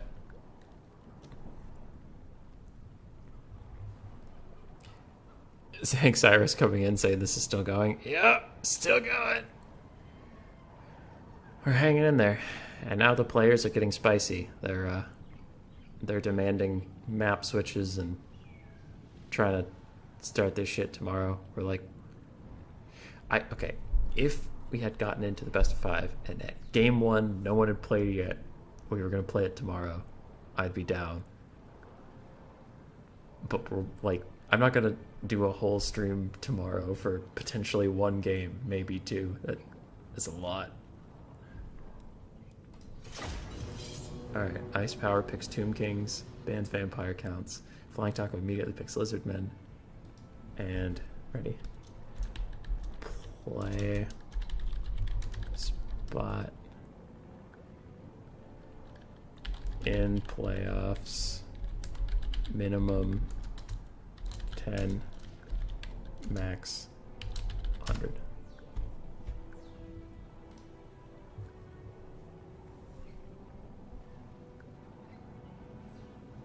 I think Flying Taco is considering conceding. There are 3 more qualifiers, says Ice.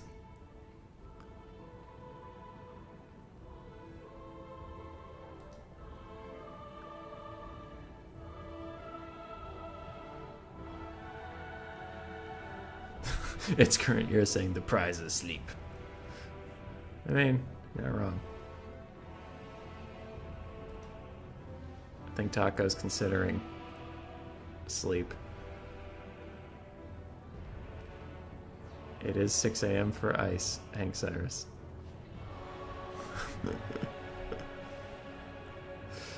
Oh. Taco's thinking.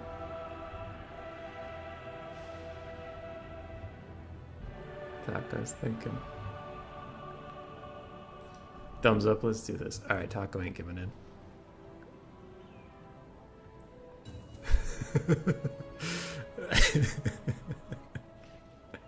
How are we still awake? Ice, ready up. You said you were ready. We're going into game 4. And if I had to be honest, I favorite the Lizardmen in this matchup. I know a lot of people like Tomb Kings, but I think Saurus and Krokgar are just too good. So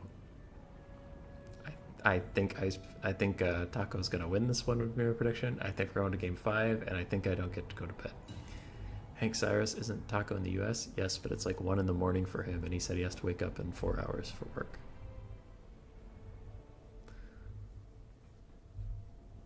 It's current year. Playing in tournaments basically means waking up at 2:30 a.m. for me. It's current year. Where do you live, dude? Are you an Australian?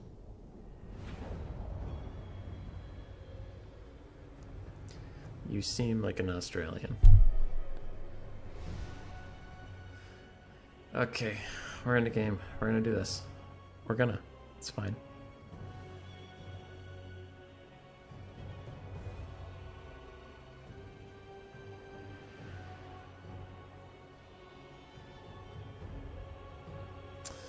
Okay.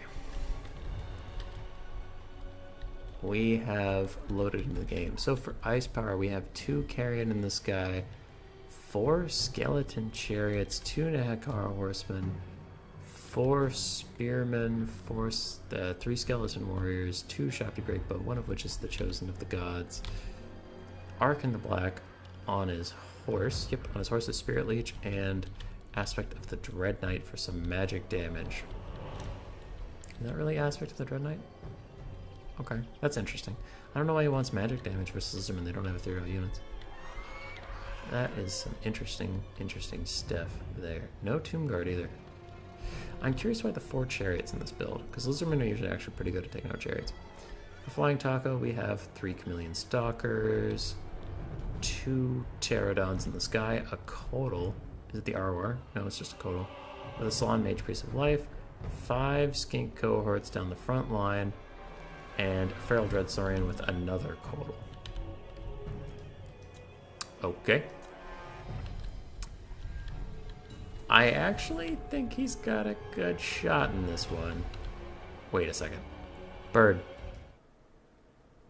Bird are Salon's SEMs.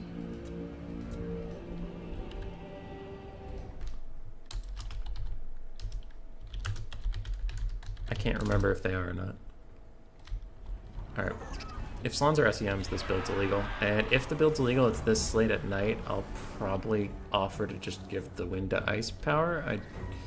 If I'm reading the room right, it seems like both players would agree to that, but we'll see. Anyway, as I was saying, if the Dread Saurian can get into this line and get there without getting harassed down by Ushabti Greatbows, I actually think ice power doesn't have a whole lot to kill it. Doesn't have a lot of archers otherwise, and if the Dread Saurian gets in there, he can just chase the Ushabti to his heart's content.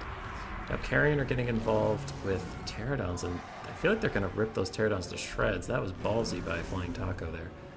I think he was trying to protect the Feral Dread Saurian and drive them off so that the Ushabti Greatbow couldn't see, but now he's getting beat up. I think he has to pull the Kodal in here. The Kodal should do fine. And like I said, they can already see the Dread Saurian because of that. Now his left flank is trying to slowly advance, and that's why he's pulling back with his right flank a bit. He's just not ready. But again, he's taking this fight with the Pterodon Riders, and I think that's a big mistake. You can see they're losing quite badly. And if they fly off the map here, they might run the other way because of the Carrion, but yeah, they are going to run right off the map. So I think that's a whole unit of Pterodon Riders down, and a Skink Stalker unit is shattered. And this is a really rough start for the Lizardmen right now. chariots are going to bounce out, do much damage to these skink cohorts. And Butcherbird is confirming there's no rule break. That is good.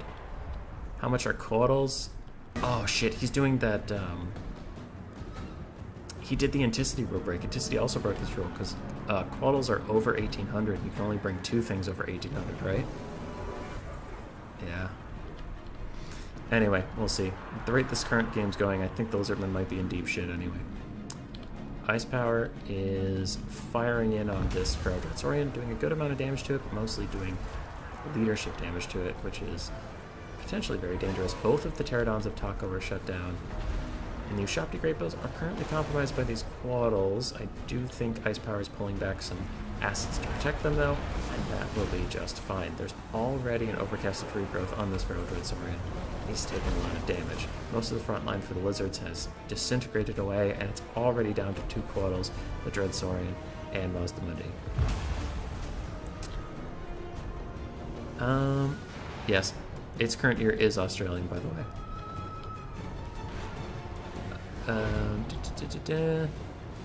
Yeah, sorry, I got a little distracted there, but the build from Flying Taco is technically illegal. But again, I seriously doubt he's going to win this game. We'll deal with that after, no point, because the players aren't going to look at the chat right now, so if I chat to him, it's just not going to do anything. Someone's typing to me in Discord, they will have to wait. So the Skeleton Chariots have just demolished the Skink front line, and the Carrion have taken care of all the flyers. Now the Chosen of the Gods are firing straight onto the Dreadsaurian with those spread arrows, while it's being harassed in the back by chariots. The Caudals are largely uncontested in the sky, and that's been pretty good for them. But I think the Lizardmen have just taken too much damage on other fronts. If anybody saw Rubber Duck of Horse King of Hill today, where I had 2 Quaddles versus Empire, they're not that good at clearing out mass amounts of infantry. So there's a lot of spearmen left here that'll slowly peck them down. This Feral Dreadsaurian is really close to breaking. If Ice can finish that, I think that'll be the game, because there's no way, unless he's memeing, there's no way he lets that thing come back. And without it, 2 Quaddles can't kill all of this nonsense. And there's still a Salon of Life, but he's currently getting attacked in melee by Ark in the Black, and he's actually losing that engagement. And I think the rule break will not matter, because the team that did it is going to lose, I think.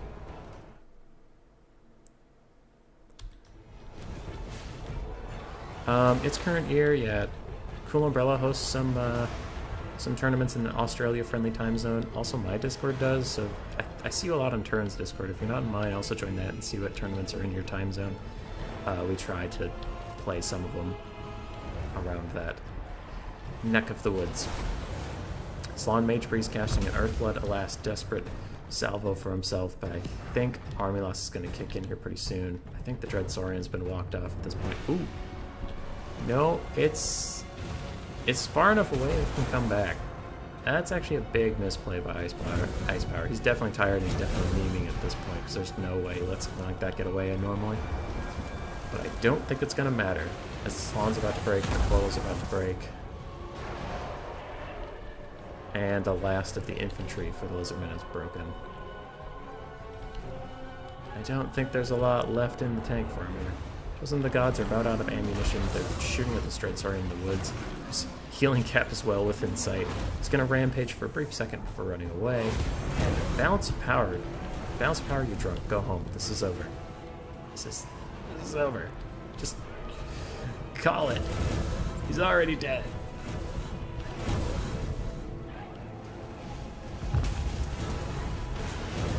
It's the best way to play Tomb Kings? Eh. Ice Power is secretly a Tomb Kings main. Dark Elves are front.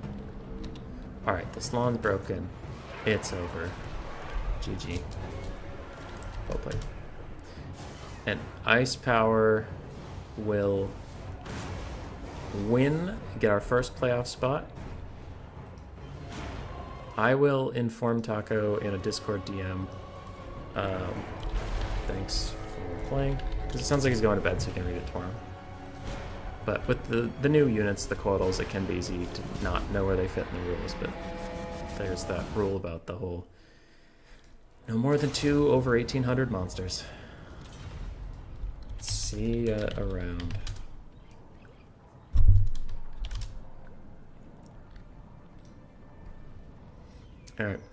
All right. It's bedtime. It's bedtime for everybody out there. Even you, Hank Cyrus, who said it's 7 in the morning for you. You're going back to bed. Go. Shoot. Back to bed.